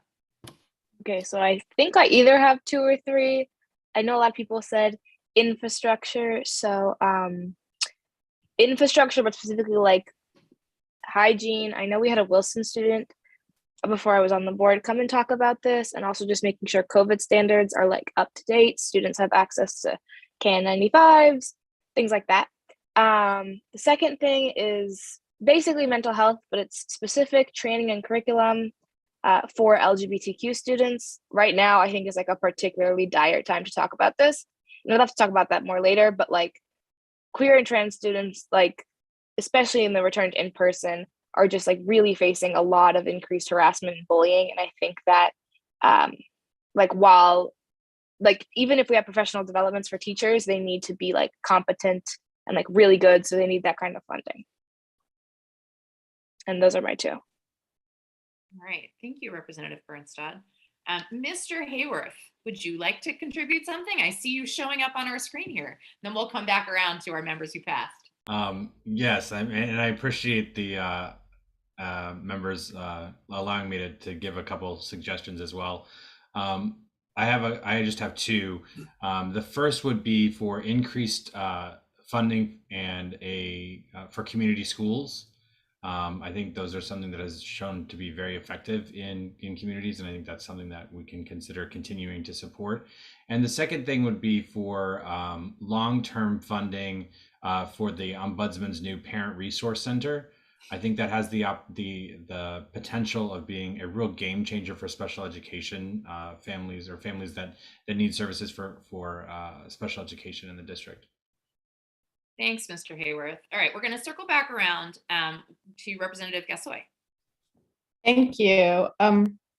Okay, so one is increasing funding. This is for Aussie and DCPS for translation services. So something I have heard specifically is the need for more folks who can translate IEPs but I have a hunch it's more than just that. So I don't know if we need to be that specific, but what I've heard is there are just not enough translators. And then related to that, more funding for dual language schools for curriculum development in different languages, or for curriculum to be translated into different languages. Right now, schools are having to create their own curriculum. And then I am not sure how to lump all of this, but I think probably the best way to say it is more funding for school partnerships. And I know we have funding for partnerships, but for example, some of our most robust partnerships, I'll name one of them, is with, like Food Prints has, works with a lot of schools. But if you are a student, generally you only can access that, programming like 1 day, 1 hour every 2 weeks. So I just think we have the capacity in DC to have more partners working with fewer schools so that students have more access. So I don't know how you want to capture that. Maybe it is just saying more, but I think that we have a lot of funding towards partnerships. I just think we need more. And that's my rationale for that. Can I also +1 some, or is that my 3? No, feel free. Plus one. So I would +1 the community schools for sure. And out of school time. I mean, all of them really, but those are the ones close to my heart. And of course, the mental health. Excellent. Thank you. Representative Wattenberg, back to you. Okay, so I also want to +1 basically everything, but I also want to add 3. So we can add that to our discussion. The first is, my goodness, I can't, to add to fund a reading specialist for every elementary school. Someone who could handle screenings if needed or interventions if needed. And just the background is we've got the dyslexia bill, but it doesn't come with like a staffing piece in the sense that there's going to be someone at each school. Okay, that's number 1. Number 2, funding for teacher retention initiatives and other initiatives to keep schools staffed. So this would include, I thought Empower Ed had a terrific proposal on the 1 day of special classes for special learning experiences for students, while teachers had sort of a day for collaboration and rejuvenation, but also issues around permanent subs and fixing the staffing lag. I mean, if we really lose as many teachers as people are saying next year, we're not going to have people in those schools. There aren't going to be people in the classrooms. So that's 2. And 3, which is a little bit like someone else's, I would say outdoor education and partners. And I think that's important, partly because those are great educational experiences. And we've all been talking about this is a great opportunity to try that. But also, COVID's not completely going away. And we need opportunities for people to be able to be outside if it comes back. And I'll tell you at some point, and that we had some email together today, at some point there's going to be a mask optional policy. And this is going to be very, very difficult if you have kids in the same classroom, some of whom want to be masked and some of whom don't. But you can get out of that if you have outdoor spaces. So I think it's going to be super important now and going forward. Then I have now this is my 4, I hope you'll let me do it, which is things that are related to the board. And it's, so one is, we may need to pay for a place where we can have public hybrid meetings. And I think that needs to be part of the calculus if we need to. Second, a regular surveying tool so that on a regular basis, 2 or 3 times a year, we have the ability to put into the field our own survey of families. 3,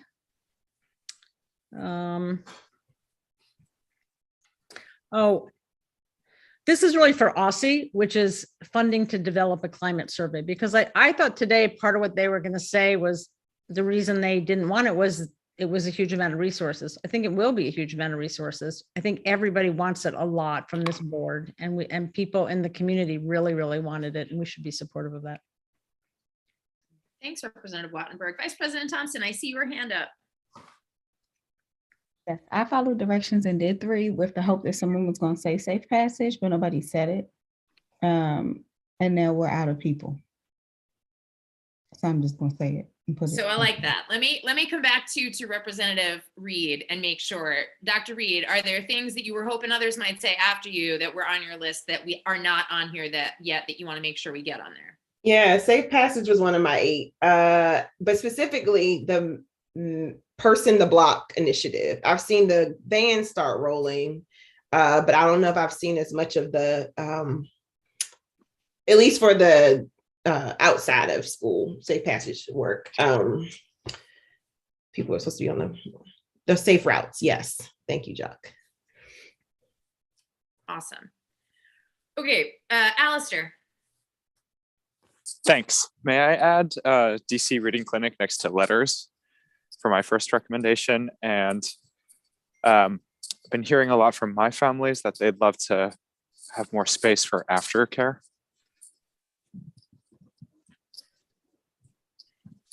Representative Chang, can you say more about that? Because I suspect it may be some of what we're hearing in Ward 6 too. That they haven't been able to find spots, and it's hard for the parents and guardians to juggle pick up and who needs to miss that particular afternoon of work to shuttle kids around and take care of them. Okay, I'll add to that. On that same issue, one thing that's come up in Ward 6 is that we need space for aftercare that is subsidized. So there are lots of schools in Ward 6 that have like a subsidized aftercare program and then a non-subsidized aftercare program. And the subsidized program fills up fast. And then you've got families who qualify for the subsidy but don't have space in the subsidized program and are trying to scrounge together scholarships to take part in the non-subsidized program. So I don't really know why we're doing it that way instead of just subsidizing more slots, but okay, we've got a lot of things on our list. One suggestion I have is for anything that is about inside the board, if I could ask staff to sort of group that together, things that relate to the board's budget itself, simply because I think we could certainly include it in our large budget priorities letter, but I also want to make sure we get it into our budget testimony as much as possible so that we are doubling our efforts to point out things that we care about. And I want to make sure that we keep that separate from things that we're asking for the city's education budget. The other thing that might be helpful is to pull together some things that are sort of, oh, it looks like Caitlin has already done this. Thank you so much, Caitlin. Grouping together sort of the commonalities on the JAM board. Like we've got facilities related issues. We've got things associated with Aussie. We've got things that are falling into other places. Can I invite some discussion from members about things either that you want to see the wording tweaked on, or you want to make sure that we've gotten the approach that you had in mind right on some of these posts? Could we have time to, once Caitlin finishes doing all what she does best, which is what she does everything, I'd like to look at this rather than just talk about it right now. Can we sort of marinate on it for a couple of days or? Oh, absolutely. So let me sort of forecast what's coming. So 2 things. One, we want to make sure we've just identified a lot of the things that we want to see in this letter. What I'm going to ask is for the staff to draft us a letter that we can then pass around, make sure it has everything, make sure the wording is right, and get it to the council and the mayor by roughly March 18th. So we definitely have time to marinate. I just want to see if there are other things folks want to bring up now before we ask staff to put this into prose, as it were.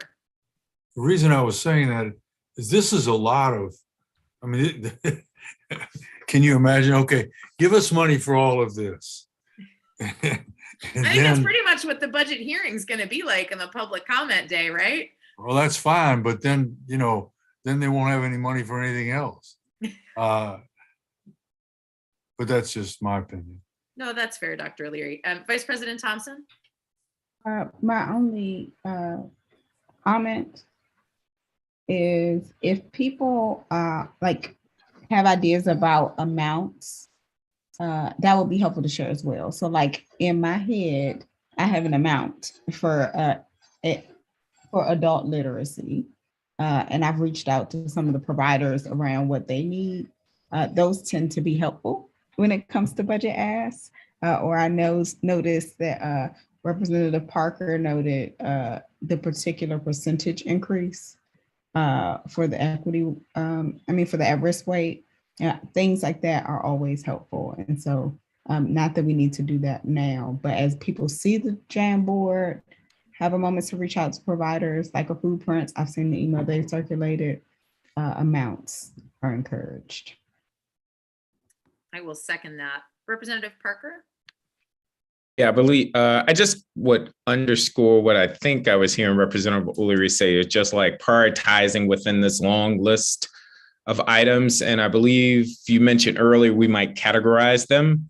And so just some way of identifying things here that are super urgent and important for like where we are with schools, and then other things that would be more like nice to haves, I think would be important to just distinguish.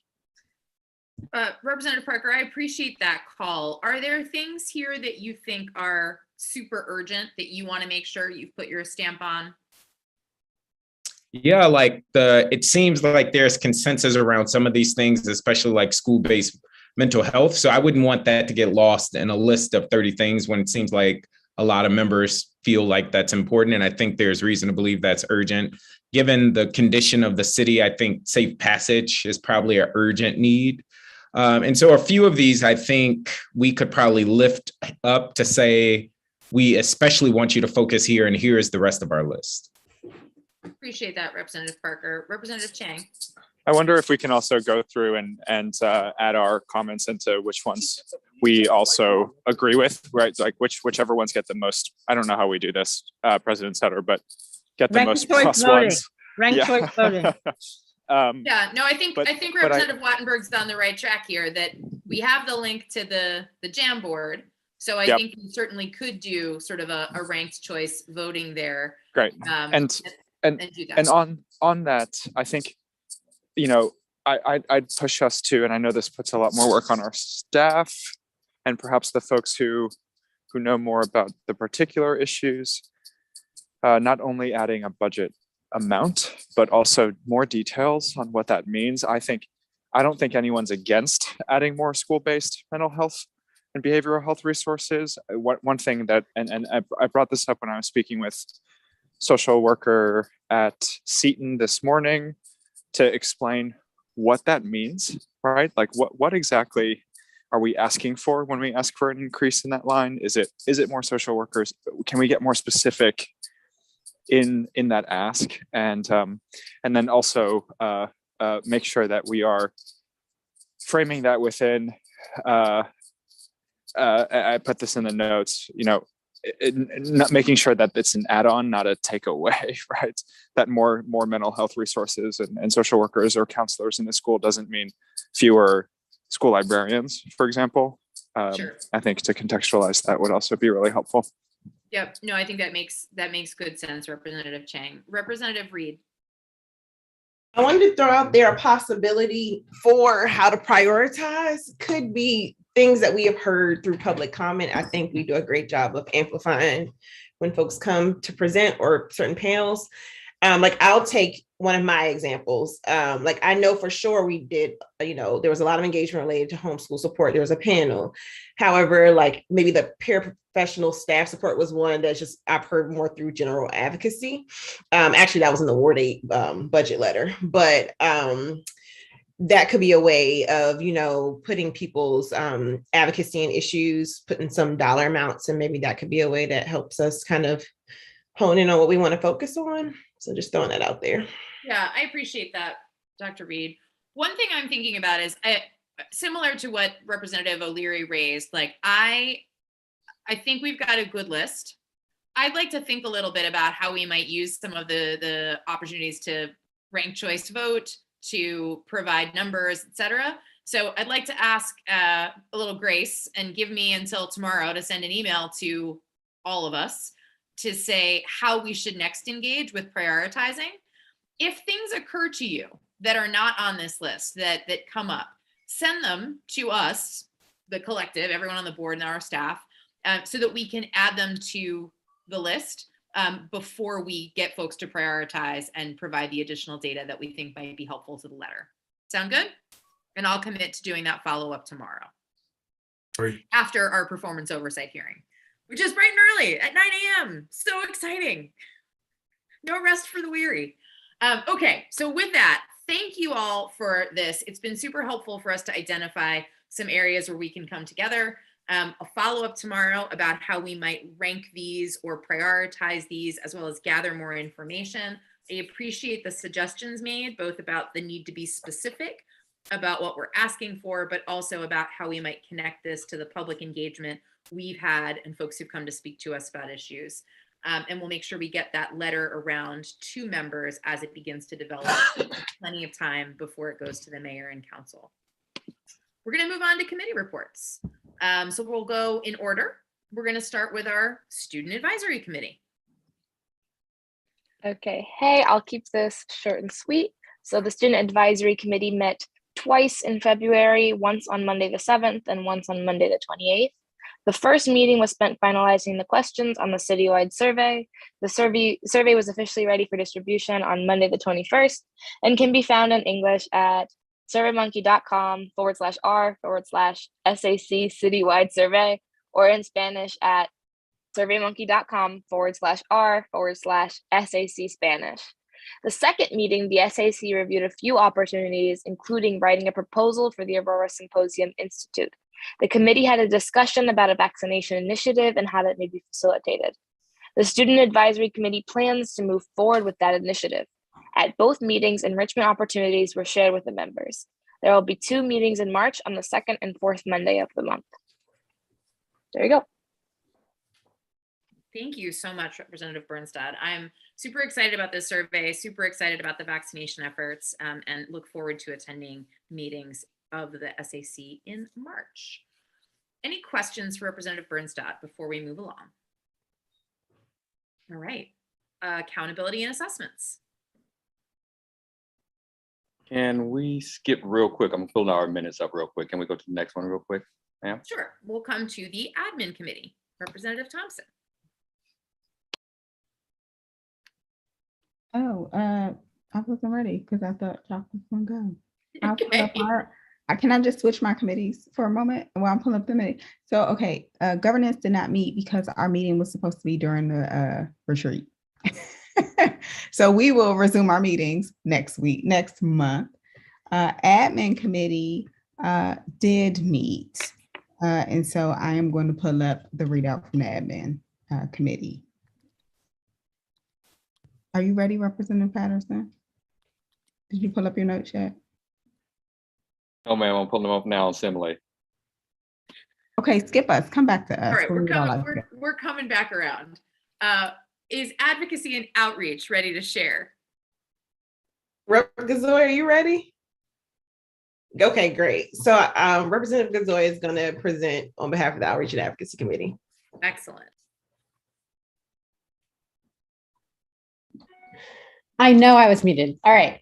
So I think it would probably be helpful to all look at the, I'm going to actually, sorry, let me back up. I'm going to be talking about the proposal for the family, what I'm calling for now, the Family Inquiry Group, because I'm trying to find a good acronym. This one is FIG, but it will be an inquiry group. So that's the other reason.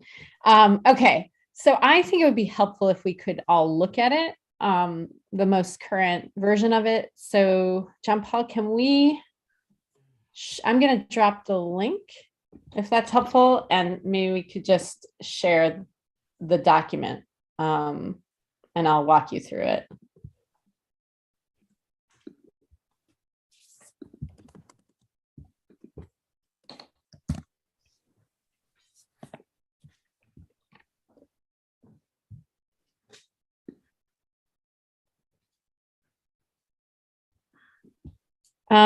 So just to thank you. So just to give a summary of where we were when I last presented, I had, along with the committee, we had presented several possible ideas, and based on member and sister office input, we have landed on this proposal, which is on Simply as well, if you want to look at it yourself. So, okay. So this proposal is focusing on assembling a group of family representatives from all 8 wards to engage in an inquiry and action group focused on some aspect of the Essa family engagement standards as conveyed by Aussie. And the particular standards to be addressed would be identified and agreed upon by the selected group of family reps. That's sort of where we are now. Another way of doing this would be just to present or get input first on which areas are not being well executed in schools, and then propose that as a area to work on, but we're not there yet. So what this proposal aims to do is to engage a total of 19 families, 3 from wards that are, so John Paul, if yeah, can you go down? Okay, no, that's good. Go back up, sorry. 3 from wards that are below the city's average poverty level, and 2 from wards that are above the poverty level. Just so we have more representation from underrepresented groups. As you'll see here, Ward 1 would have 3 members, but clearly that there are, Ward 1 is interesting because we have a lot of very high income families. So we would have to figure out a way to make sure that there was the representation we would want to have.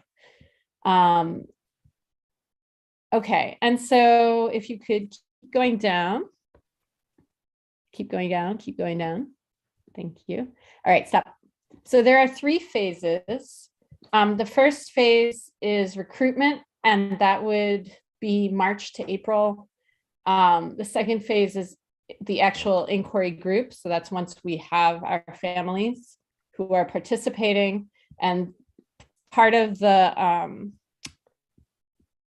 task would be becoming familiar with the family engagement standards, and then choosing standards that they wanted to focus on. It could be one standard that everybody is going to focus on in their respective school communities, or it might be, different standards for each of them.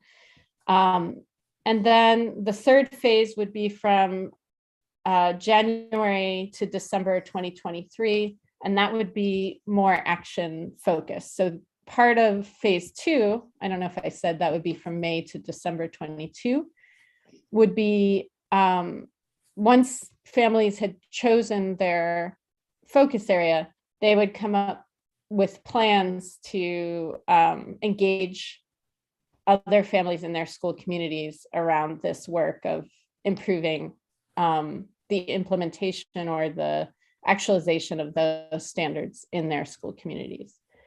And then phase 3 would be, families acting in their schools, but what we're proposing is that these meetings would be once a month.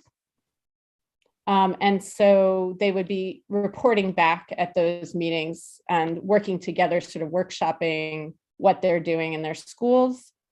And that would culminate sort of in a presentation of the work that they did that year and whether they were going to continue or not. So obviously a lot of details would need to be worked out about, what role the state board would play beyond convening, what supports the families would need to do this, and even just around the recruitment, how would we make sure that, I think one of the main concerns is we definitely want this to be a representative body. So yeah, so those are details that the committee still needs to work out. So I think that's it. I think you can stop sharing now, John Paul. Thank you. Any questions? Looks like Representative Chang has his hand up. Oh, yes. Hi, Representative Gasoi. I love this concept. My mind goes into the execution mode of how to get this done. I think it would be very difficult for the families who are underrepresented in our conversations and who have the hardest time coming to testify at our meetings to commit. And so just would really encourage, and this is what Dr. Reed and I spoke about too when we were speaking about outreach, to think about a less formal way of engaging with folks that makes it easier to fit into their changing rhythms and schedules. I spend most of my days in laundromats. Most people don't go to the laundromat at the same time every week because they don't get to choose when they have that 2-hour break, right, to be able to go. And I think those are the voices that we don't get to hear at our meetings. And those are, I think, if I hear you right, it's the most underrepresented parent voices that we want to be able to capture from this effort, right? So I'd love to talk more with you about how we can do that, because I do think that there are broad swaths of perspectives that we don't get to hear, and I'm worried that this won't fill that gap. Yeah, I'm really glad you raised that question of how to do the engagement, and I think we're on the same page about this. That one of the things that we have in the what do you call it, the proposal now, is that we would have these engagement sessions. And now this is something the committee will take back and discuss, but I'm thinking that maybe we just want to do it in a more informal way, even that part of it, the recruitment, and do it in a more, it will really require everybody, I think, on the board, all members, doing active outreach and more sort of targeted outreach, maybe even to folks like you're saying, who you meet in your communities, and sort of bringing them in that way. So we'll see. But it's something that we'll be discussing and sharing more. And, we'll figure out ways to get more input from you all in between. I think I saw another hand. Yeah. Dr. O'Leary, did you have your hand up? I did, but I'm on the committee, so Oh yeah, you are. I'll talk to the committee. Other questions, wonderings, responses, reactions? So I just want to thank you, Representative Gasoi, and the committee itself for this document. Clearly, a lot of thought has gone into this already, specifically around how do we make something happen around this commitment we voiced around family engagement. So I'm excited for the continued conversations that the committee is going to have to keep fleshing out some of the purpose, because you note that there'll be inquiries and opportunities for this. So what are some of the possibilities that the board might hope come out of this, as well as how we might make this feasible, to Representative Chang's point, around really getting the voices of the families we want to have at the table. But this is a tremendous amount of work that's already been put in, and I am so excited for the committee's continued engagement in it. Vice President Thompson, did you want to chime in? I saw a hand go up. I'm on the committee, but Kimber was also trying to chime in, so we're gonna work through that. I do appreciate the work that's gone into this. I was gonna note that we do, one of the things when this was initially envisioned that I recall was it was supposed to like help inform the work of the board across. And so like I see this as really valuable.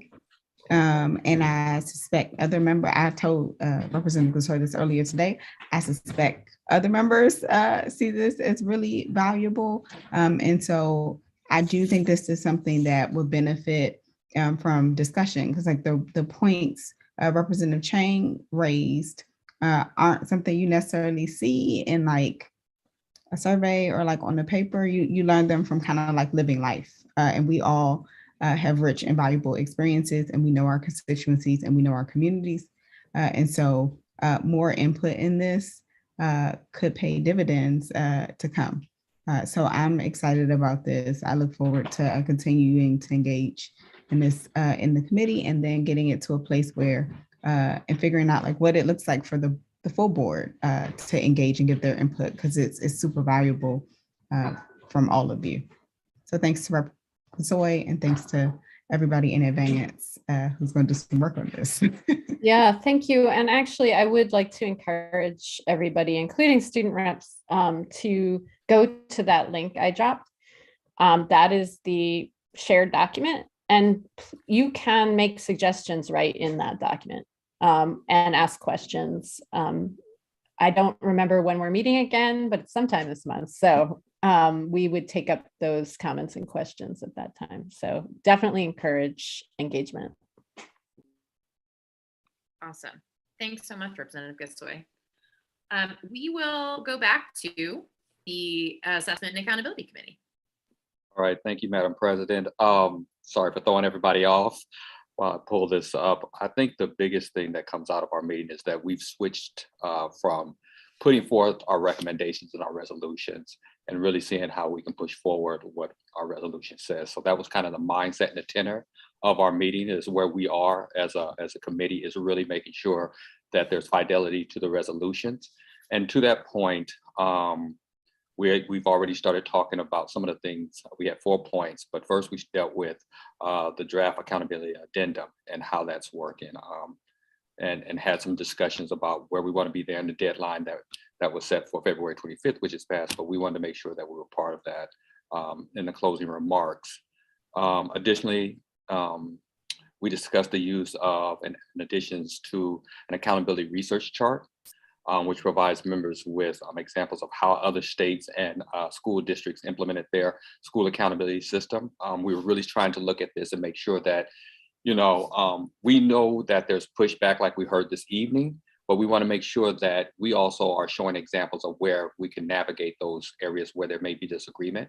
So Darren has been very helpful in trying to make sure that we have a full breadth of things to kind of look at, and make sure that when we're in these discussions, out there advocating, that we have examples to provide.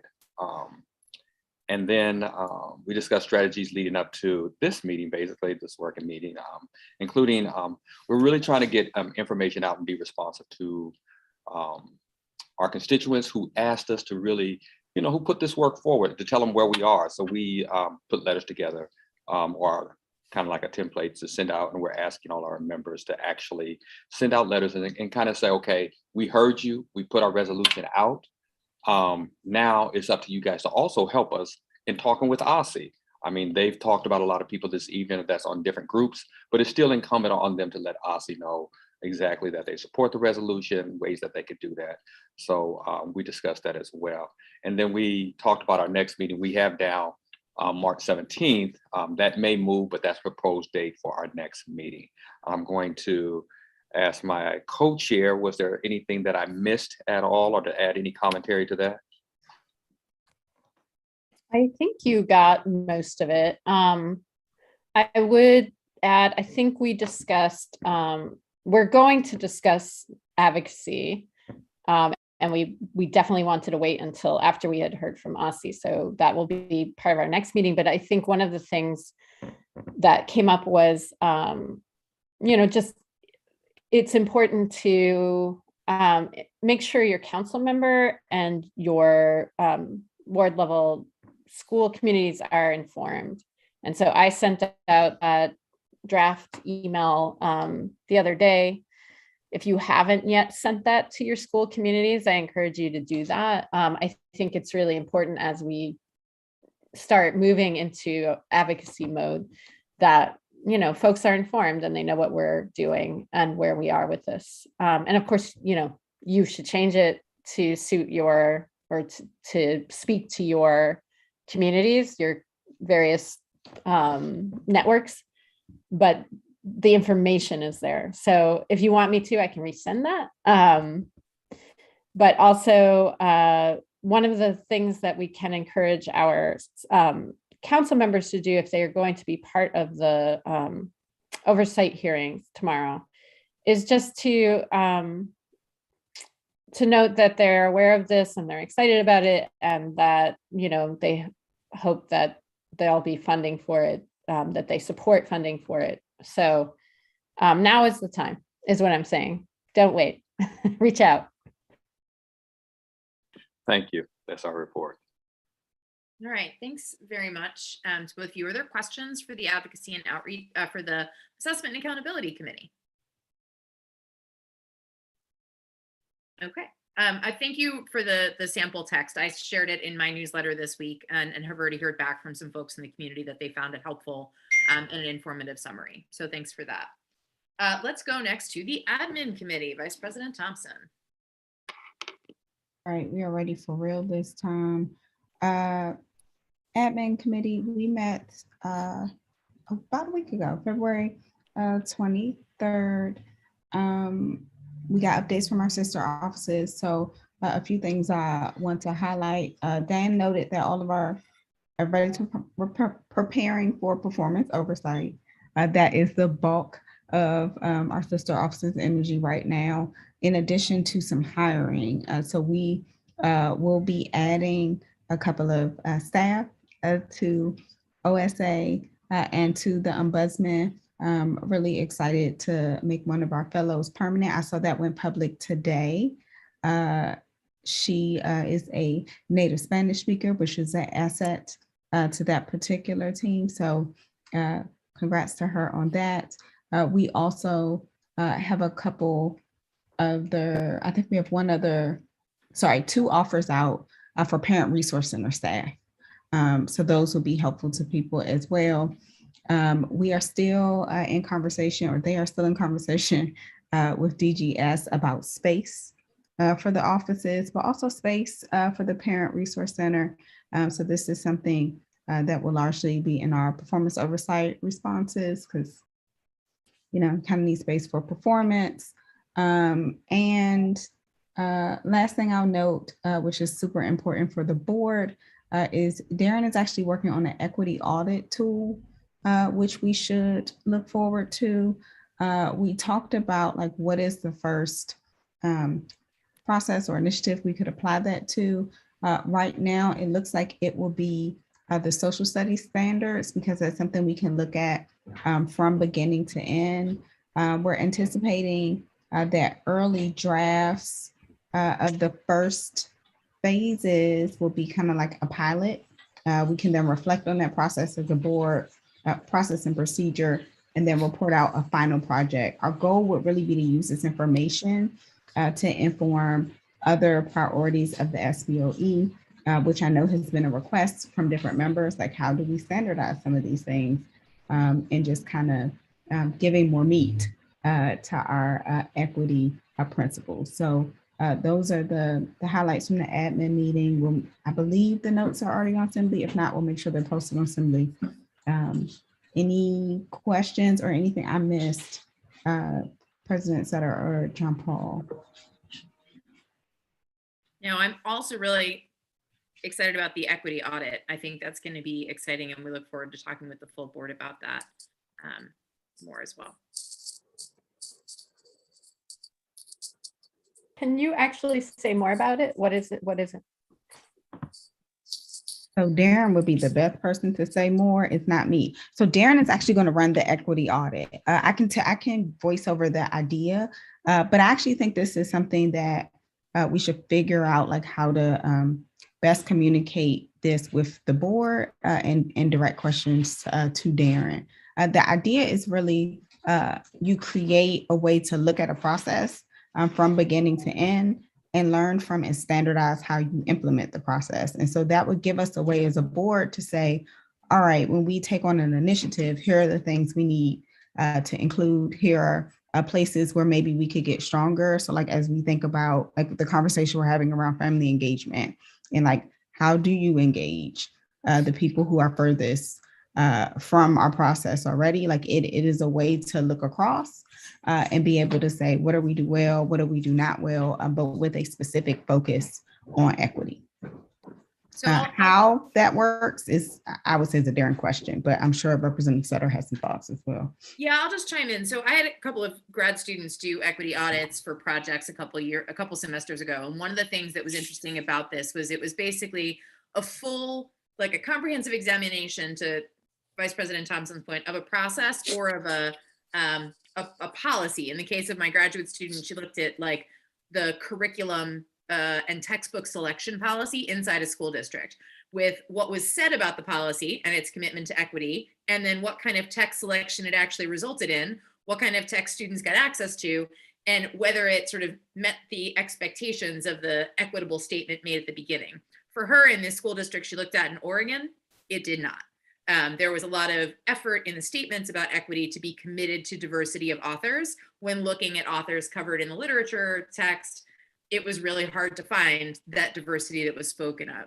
So part of the reason I think it would be interesting to see our social studies standards work done with this is I think we tried to make an effort from the start to say we wanted to make sure the voices at the table were diverse and representative. Having someone look through that process from start to end, including the standards themselves, to say, did we accomplish what we set out to do? Where were there opportunities to do things better? And how does that inform the board's engineering of processes going forward? I'll say I keep hearing Representative Bernstad raise great points about continuous improvement, like how are we checking the things that we said we were going to do? How are we gathering that data? How are we using that to make processes better? It warms my heart, but I think that this is an effort for our board to be able to start that work. Representative Patterson? I believe you are still muted, sir. Thank you for that explanation. It kind of stymied some of the questions that I did have, but I did want to ask the question because I believe we do have an equity framework currently. And is it a build out on that more so, or a continuation of that? If you could explain that part. Yeah, I think what I'm hearing really clearly is we need to have Darren prepare us a talking point that we can share with the full board to get at how the equity framework that we've been talking about lines up with our equity, how our equity audit we've been talking about lines up with our equity framework. And how we will share this out with the full board on what sort of timeline. Okay, thank you. Yeah, that's my short answer to that. If it's helpful in the interim, I think of it as the difference between like standards and then like checks for understanding. So like standards are what we're supposed to be working towards. And then the tool is actually saying like, all right, did we meet those standards? Like if from a learning perspective. Is that helpful? It is helpful, Representative Thompson. So they're complementary. Yes. Hand in glove. Thank you. Thank you, Representative Thompson. Let's come to education standards. Representative Chang. Great. We met on February 23rd and we decided on 3 priority areas of work. One is revising social studies standards, which President Sutter will lead. 2, developing an external facing action plan, this commission work that I mentioned earlier, to strengthen literacy across the city, which I will lead. And 3, establishing a process for reviewing and revising standards, which very excited to share Student Representative Bernstadt will lead, with a focus on developing that process with student voice at the forefront. So social studies, literacy, and developing a process. Thanks. I think that wins for the concise report. Any questions for Representative Chang? Actually, can you repeat the last one again that Representative Bernstadt's going to lead? Yes. So we don't currently, as a city, have a process for deciding when or how standards will be revised. So other states have a one standard a year or this standard every 10 years, right? So actually building out that process is and making sure that that's reflective of student voice. That's great. Thank you. And thank you, Representative Bernstadt, for stepping up. Last but not least, teacher practice and school support, Dr. O'Leary. We had a great month. We had representatives from Howard University, UDC, American University, and Georgetown about their teacher preparation programs. And we found out a lot of information. And I could read all these notes and everything, but I just want to highlight a couple of things because, believe it or not, it's on Assembly. Our entire meetings are on Assembly, and also the notes from the meetings are on Assembly. So I would encourage you to look at that. They all mentioned that they would like to have a better relationship with DCPS. They have outreached, but they haven't been reached back. And that also goes a little bit more with Aussie, not as much with Aussie as with DCPS. UDC and Howard have been having real problems with their graduates of their program being able to be placed in DC because of the bells and whistles that they have to go through to get them be valid. And I know that all of you have heard about all the problems that they've had with anybody going through clearance. And it's really painful to people. And we lose a lot of people, believe it or not. In fact, we talk about this COVID. Each of the schools was supposed to get a COVID person, right? In the autumn. Remember the mayor came out and said everybody was going to get that. I don't know how many of you have talked to anybody in your ward that has gotten that person yet, but most of the time they haven't gotten that person because they haven't been cleared yet. And now it's March and school's almost out and they still don't have it. And then one of the biggest problems that the principals have had is trying to be not only the manager of the school, but also the COVID checker in the building. So that was, I just would like you to look at the notes on it. We're going to meet this month with different representatives. Hopefully, we're going to meet with a couple of graduates of the programs that are come and edify us on what's going on with that. So we had a very productive month and can't wait to look forward to our next meeting. I love to hear that, Dr. O'Leary. And it's so interesting to be learning from these teacher prep programs. And then to be able to learn from the graduates, I think really roots our work on teacher workforce in the reality of where folks are being prepared, where the opportunities are, and what folks have to say in reflection on their process. Questions for Dr. O'Leary? All right. Thank you all for the committee reports. It wasn't on our original agenda, but are there any reports from external boards or committees that folks want to share? Aha, Mr. Hayworth, and then we'll come to Vice President Thompson and Dr. Reed. Thank you, Madam President. I just wanted to quickly report on a couple committees that I sit on related to the board's work. First of all, the Community Schools Advisory Committee has met. That group meets every other month, and so they have met to discuss their intentions for the budget process in this next year. And the likelihood is that group will be also recommending additional funding for community schools And then the second piece that I wanted to report on is my work on behalf of the NASB Board of Directors. Their legislative conference will be happening at the end of the month. If you are interested in attending, certainly let me know. It is being held here in person in DC. And so it will be an easy conference for us to be able to attend. So if you can make it for some of it, I think it would be great. I will be presenting to the board at that meeting as the co-chair of the DEI committee of the board of NASB, recommending actions internal and external to ensure that DEI ideas and concepts are embedded in the culture of the organization from all of the actions. And so I'm excited to move that work forward, both here at the board as well as at NASB.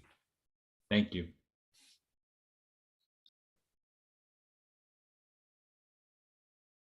Helpful if I turn my microphone on. Thank you, Mr. Hayworth. Vice President Thompson. Mine is actually super brief. So I sit on the Policy and Education Positions Committee for NASB still. We were on a brief hiatus.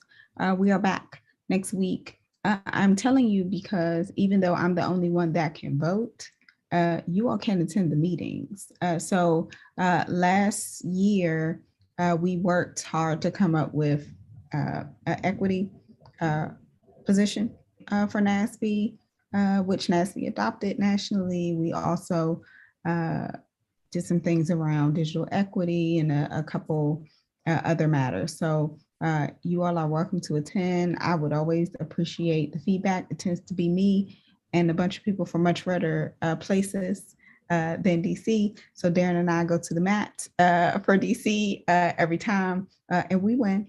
But it would be great if people have feedback and kind of follow those discussions, and then I can vote on our behalf. Awesome. Thank you, Vice President Thompson. Dr. Reed. The Research Practice Partnership, the next meeting is March 15th. I asked if folks had any ideas for research themes, and there's still opportunity to get those to me.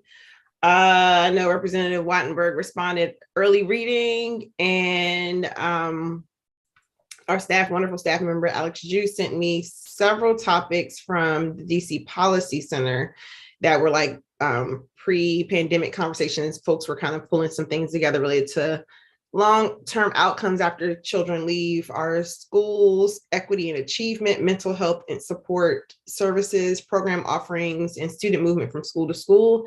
If you have any ideas, send them my way so that I can provide your ideas during the next meeting, which is again, March 15th. Thanks, Dr. Reed. Representative Gasoy. Thank you. So this is from the Aussie Environmental Literacy Working Group. And this month, the work focused on, sorry, I'm just looking at it again. Revising the environmental science course for DCPS, and it will be based on NGSS Earth and Space Science standards. And they are actually asking for input from partners whose work already aligns with with those standards. And so there's a survey that I will share with you all, and I'm glad that you reminded me that I need to do that. So I am going to do that directly after this meeting. Great. Thank you, Representative Gasoy. I'll chime in. I serve on the NASB Government Affairs Committee, and we had our meeting yesterday. We always start the meeting with a federal overview with a partner organization that works with NASB. Yesterday, obviously, a piece of that congressional outlook piece was the State of the Union and what was expected to be mentioned in the State of the Union. Leading into it, we understood we'd hear about universal pre-K, broadband access, and mental health. Those items all did come up in the speech. Also talk about the planned signing of the omnibus spending bill. It's hoped for to happen around March 11th. There are likely to be increases in formula funding for all the title programs coming out of the Department of Ed, And there's an expectation that that will be in that omnibus spending bill. One of the other things the Government Affairs Committee started to talk about is what topics should the committee focus on in the coming months. There was a real effort by the committee to get more members from more states. So yesterday's meeting was by far the biggest set of folks we've had in any of the meetings I've been in for the past year.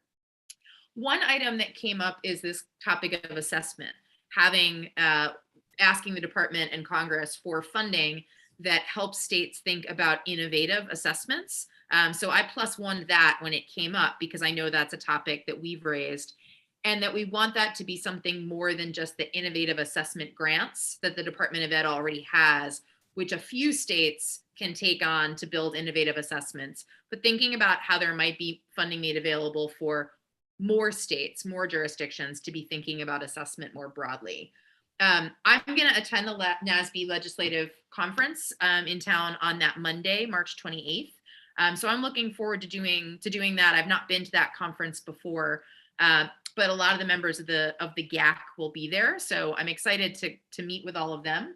If you have things that you'd like our committee to be raising around federal government issues, things we want to see the Department of Ed focus on, things we want to see in future congressional budgets, things we're hoping to get in the ear of the White House, I am collecting those ideas. So if there are things you think on behalf of DC we should put before the committee for consideration, send them my way. Two things that I think were really interesting hearing from other states. Lots of states do not have anywhere near the ECE infrastructure we do, to the point that there were states talking about not having funding for full day kindergarten to even be optional. So there are states that have only part-day kindergarten because they can't get funding to make full-day kindergarten even an optional education requirement. So fascinating to get that sort of connection to our fellow states around the country and realize how different things are in different contexts. The other thing that came up was FEMA reimbursement for masks and other COVID emergency PPE needs, that apparently lots of schools spent ESSER dollars on it, but there are FEMA reimbursements available for particular states around that. So I wrote back to the folks at NASB with more questions to figure out if that is something that applies to our schools and LEAs, because that seems an interesting question. Like, is there a way to get reimbursement for things you may have already spent ESSER dollars on? Would you be able to then allocate those dollars somewhere else? So that's the GAC. Any other outside boards or committees that people want to report on? Okay, that brings us to the last piece of our agenda, which is new business. I know there are lots of members who have new business. I want to raise three things, and then I'll come around.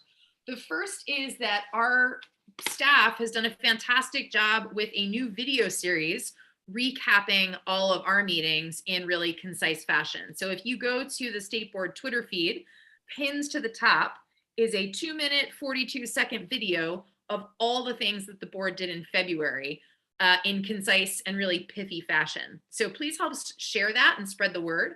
If there are things about it you find particularly helpful, or things you'd like to see done differently in the March video, send that our way. But super thankful to our staff for the work that went into production of this video that, I think, to Dr. O'Leary's point, helps us communicate what we're up to the public in lots of different ways. So thanks to the staff for that. Check it out, share it widely.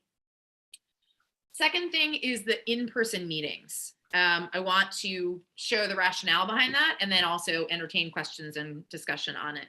So the council is back in person for their legislative meetings, and they're in hybrid format for some of their hearings. We know all of our educators are back in person with our students, and the reason we have been in a virtual posture is to maximize public participation. For our working sessions, we don't have that dilemma. We don't have public participating in the same way. And it would seem to me to be a good idea that, one, in solidarity with others who have gone back in person, we do that. But also, we have really not had the chance as this iteration of the board to ever be in person on a regular basis. So April felt like enough time to give people a month to get ready and plan to come in person to 441 to do this work in our conference center up on the 11th floor, like we did in the before times. While the city has now lifted the mask mandate in government spaces, one thing I'd like to propose to our colleagues is that because people still have different feelings about different levels of risk, that we might consider wearing our masks in the meetings unless speaking, eating, or drinking, just to sort of have the balance of, this is a thing to Representative Wattenberg's point, that some folks may be ready to go mask optional, other folks may not be. If we could make that a collegial agreement, I think it might lend itself to easing back into an in-person posture. So that's my take on it. I'd love to hear people's questions, comments, thoughts.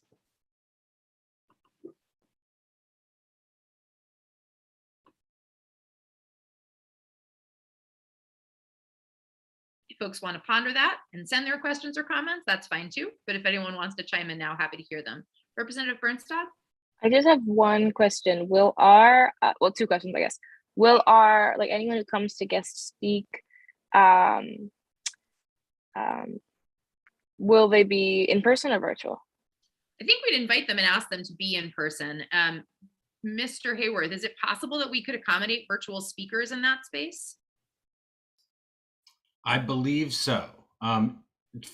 Just to get members to think about how this might work, it will likely look a lot like our professional development retreat that we had at the beginning of February.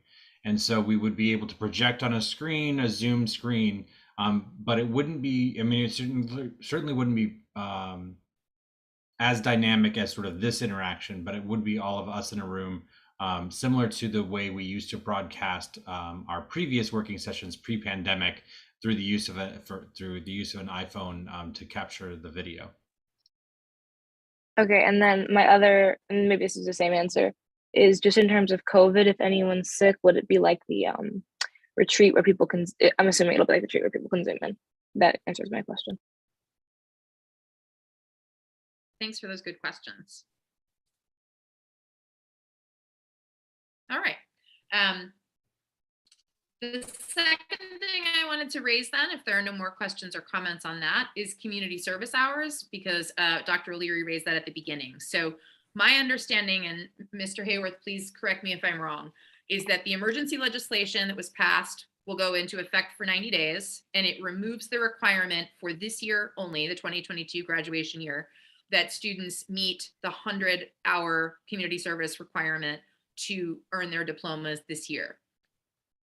That is correct. Once the mayor signs it, it will become law for 30 days, yes. Or for 90 days, excuse me. Okay. And so once the mayor signs it and it becomes law for 90 days, will 90 days take us into the graduation season? So there is also a temporary version of the bill, which emergency versions have a different voting structure than temporary bills. And so the temporary version will be on the agenda both this month and next month.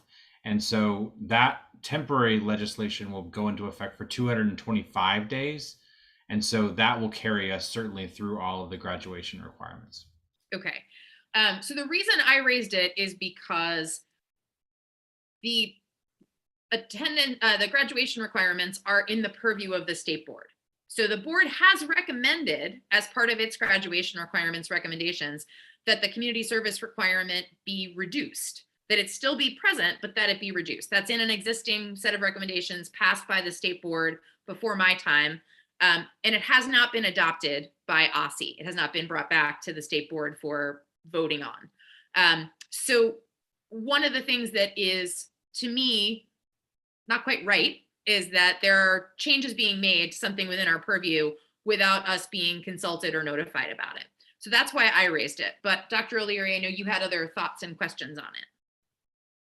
Well, I'm against getting rid of it, but that's a discussion problem, I guess. I don't understand.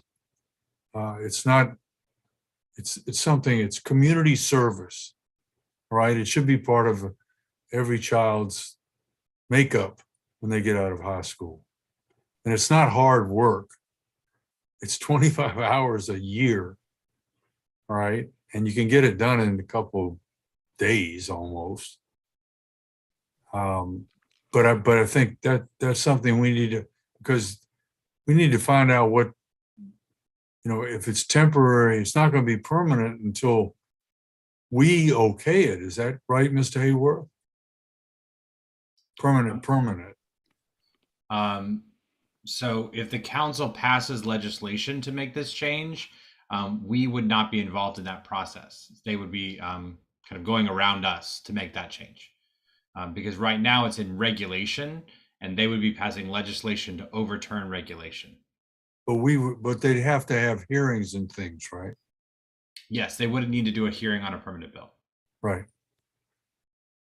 It's my understanding, I apologize, President Sutter, but No, please. it's my understanding that the intention of the executive in moving forward with this legislation at this time is that we are still in a pandemic emergency. Right. And so this is I believe this is either the second time or third time that they have requested this because of the pandemic and because of the challenges related to it.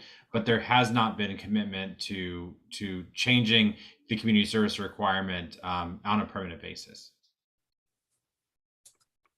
Any other questions or discussion on this topic? Great, then I'm going to open this up for other new business. Vice President Thompson. I have two things. Thing number one, I sent an email earlier today about the mask mandate and thoughts on the mask mandate. I know, sorry, Kimber also wants to be part of the conversation and I need to talk to y'all. I know the CDC has changed their requirements and the mayor has not quite weighed in yet. I see the chancellor's response is particularly reasonable, where it's like no mask outside, mask indoor spaces. I am concerned as somebody who tends to have a ward who lags where it comes to vaccination rate, that if we lift it all together and quickly, it's going to be the people who are always on the wrong side of the equity equation that are most hurt by this. And so I've already gotten some emails from people in other more resource boards than mine with strong feelings that we should take all the masks off now because they are vaccinated and they are, it's not the same risk for them. But I'm hoping to invite some conversation about that. So that's my first thing. My second thing, I think John Paul flagged the 80-20 hearing. This is something that attendance is, again, one of our things. I think 80-20 is a particularly harmful rule. I am signed up to testify. I will be honest, it almost did not make it onto my radar with all of the other oversight and budget hearings. I think this is another place that we as a board should be weighing in. I really appreciated the panel we had, I don't know, sometime last year that revisited that and brought up some of the effects this has for high school and community. And given that we're also talking about attendance with the new report card, it might be time to better align our requirements for attendance. So those are the two things that I would like to invite for new business. And I'm going to let Kimber out and listen in. Thanks, Vice President Thompson. Are there comments or discussion on either of the topics Vice President Thompson raised? Dr. O'Leary? I hope everyone is aware of the flaw in the attendance and the way attendance is taken. Still, and I've been talking about this since the pandemic started, but if a child comes in the classroom 5 minutes before class is out, they're considered present. Period. And the system is so afraid of making themselves look bad as far as attendance is concerned, that's the reality of it. So the attendance is so skewed when they give the figures compared to what's going on in the classroom. And there's nothing the teacher can do. If Frazier comes in the class at 9:59 and the class is over at 10, he's considered present. And I'm just putting it out there because it's real. Yeah, thanks, Dr. O'Leary. Dr. Reed, is this comment on these topics or a new topic? The topics that were invited for conversation. I'm in agreement with Vice President Thompson's same sentiments related to the mask mandate in schools. So I'm in line with that. And then the attendance, I was aware of that bill. It would be interesting if we can like either have a discussion about the board, just like, does the bill meet, does the bill address what the issue is and not like harm or do like, so I'm just gonna make sure that we, because I think it's like 60% or something like that, but I do know the current formula is problematic. Then I do know the bill has some information related to excusing Metro, which that makes sense. But I just want to make sure either we pull up the panel information, something related to like, you know, is there any extra thinking that we need to think about what was proposed? So those are my thoughts. I appreciate that, Representative Reed. I just wrote down that same thing. What did our panel on attendance say and how do we work that into our testimony? So I appreciate that. Representative Gasoy. I think you are still on silent. Oh, okay. Anyway, yes, this is in response to Vice President Thompson's comment about the masking, and I have been getting a lot of input only from, it seems like, actually mostly early childhood parents who want to get rid of the masks, which was a surprise. Like that was not one I had heard a lot before. I thought the early childhood families were more worried, but folks specifically want the state board to take a stance, to make a statement. And so I think that would be helpful. I'm not saying it should be, I think it should be based on, I think we should use our equity framework. So yeah, I would recommend that we do that, actually, that we make a statement. I think it would be helpful for me to be able to respond and not have to respond to each parent. I mean, I do individually anyway, but to be able to share that with them. Thanks, Representative Gasoy. Representative Wattenberg. Yeah, I think it would be helpful to have a statement on it. I think it's important, as I raised earlier, I think it's important to have something that is also future looking, that talks about how you help schools be supportive of both sets of parents. And I think there was a spirit of that in Representative Thompson's initial email, that sort of going forward, how are we going to do this? And you know, you could imagine in different schools, you know, you might have all kids in a given class want to go one way or another way, or are prepared to do so, in which case you don't have a problem, or you might need to use outdoor classrooms.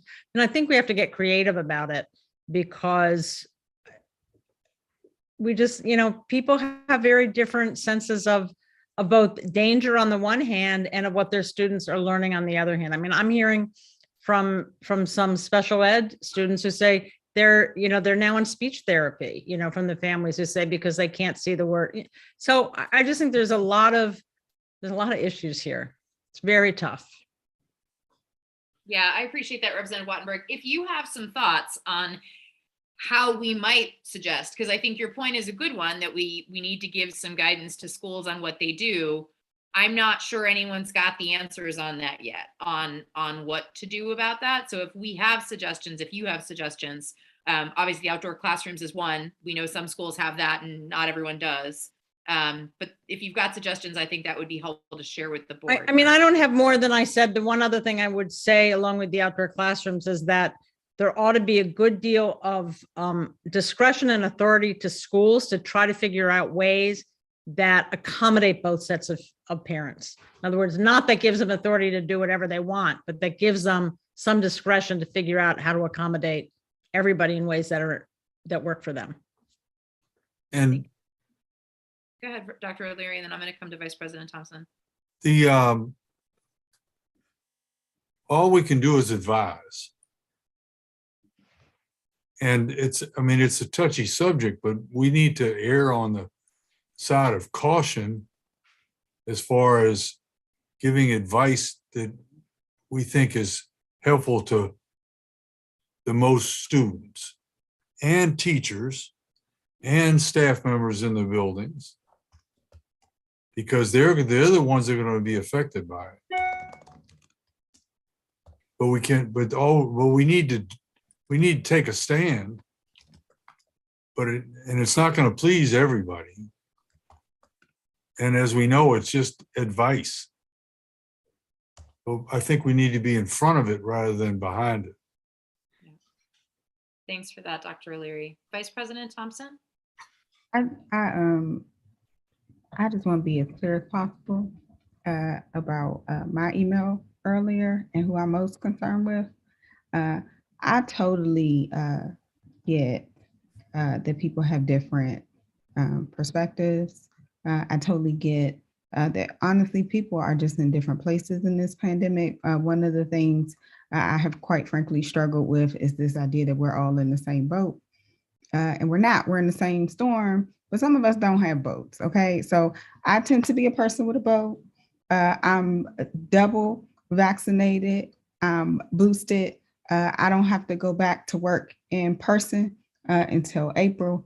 There's a lot of points of privilege that I have had through this pandemic, and I recognize because I have been also fortunate enough to be of service to my community in this pandemic, who does not have those points of privilege. And that's who I'm most concerned with. I'm most concerned with some of the people who can't get vaccinated. I'm really concerned with people who are scared to get vaccinated. I'm really concerned with families who have made that choice, who also don't have access to adequate health resources. And so I am not saying that other concerns don't matter at all, but I want to be very clear about my email and who I'm most concerned with, because that is like that was the spirit that I'm coming to it with. And so I did invite discussion. I think that we came up with a lot of good things in the discussion. I welcome further discussion. I just want to be clear about where I was coming from in that moment. So one thing that, as I listen to this, I think is a question for the board worth consideration is, if we take a stand and we make a statement, given what our members have expressed in the discussion tonight, it feels like that statement would err on the side of those who would best be served by a continuing indoor mask mandate. So that would be a point made in our statement. We'd have to decide if we would also want to make points in our statement about what Representative Wattenberg noted, which is schools will need to at some point move towards a posture of being able to accommodate those who continue to feel high levels of risk and those who are ready to say, my risk tolerance is okay for taking the mask off. And I think that part of the statement gets much more complicated. Erring on the side of saying we still have communities that are vulnerable, the state board is in favor of an ongoing indoor mask mandate in schools is simple. The next pieces get more complicated.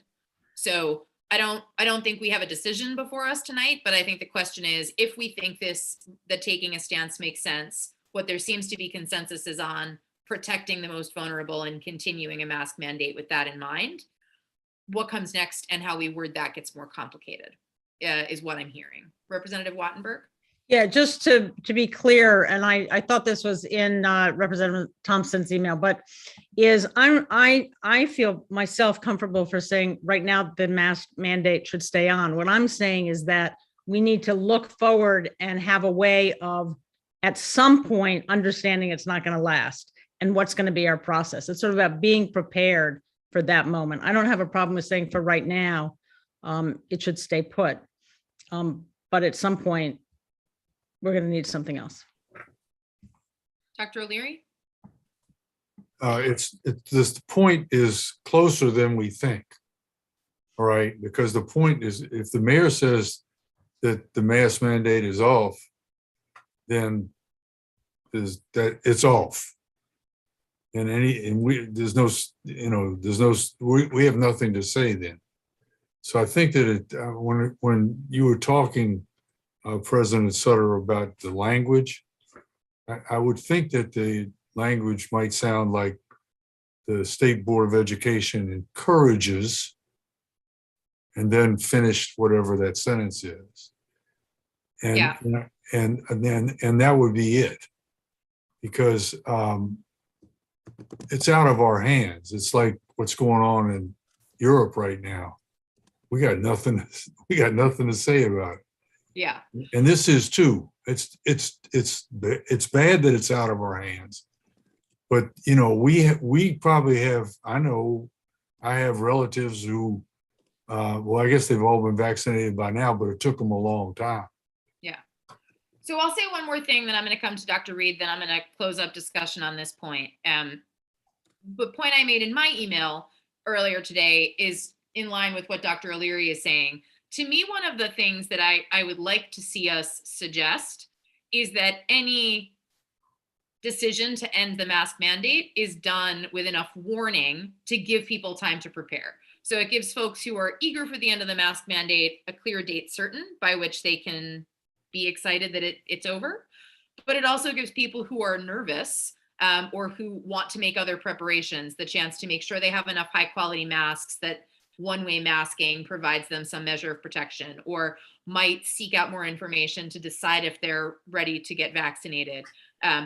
To me, that becomes an important thing, because to your point, Dr. O'Leary, a lot of the announcements have been, the announcement is made, the change has happened before people really have the chance to get their head around it. Dr. Reed, is this on this or something new?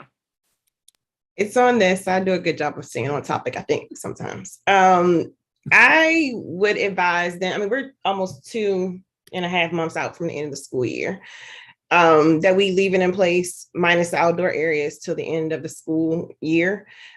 Just because given the delicate nature of it, spread has been impacted just the continuity of schooling. And that's all I'll offer just for sake of time. Yeah, because I think we're 2.5 months out. Like, can we just finish a school year without a whole mass interruption? Okay. It sounds like there's at least an interest in us taking a stand on this. So I'll suggest that Representative Thompson and I, Vice President Thompson and I, put together our heads and maybe a draft statement. We circulate it to the board and we decide from there. Other new business. Books. Dr. O'Leary has books. Make sure you get your books. And need them too. I need them too. Oh, we need to get you books. Okay. Yeah. Both ways, the book traffic. Mr. Hayworth. Thank you, Madam President. Members, I need to do a quick reminder for you. Committee chairs, agendas for your committee meetings are due no later than 72 hours prior to the meeting. This is for compliance with Open Meetings Act. Please ensure that you complete this. The second thing is committee reports are due the Thursday before a working session. This is to ensure that there is adequate time for your fellow members and for the public to review these meeting reports. Thank you. Thank you, Mr. Hayworth, for keeping us on our deadlines. I see no further new business. So with that, I would entertain a motion to adjourn our working session.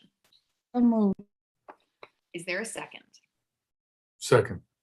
All right. With that in mind, the meeting of the State Board is adjourned. Oh, I should say, I'm sorry. All in favor, say aye. Aye. Excellent. Any nays? Fantastic. With that, the meeting of the State Board is adjourned at 8:20 p.m. on March 2nd, 2022. Thank you all for a great meeting. Good night.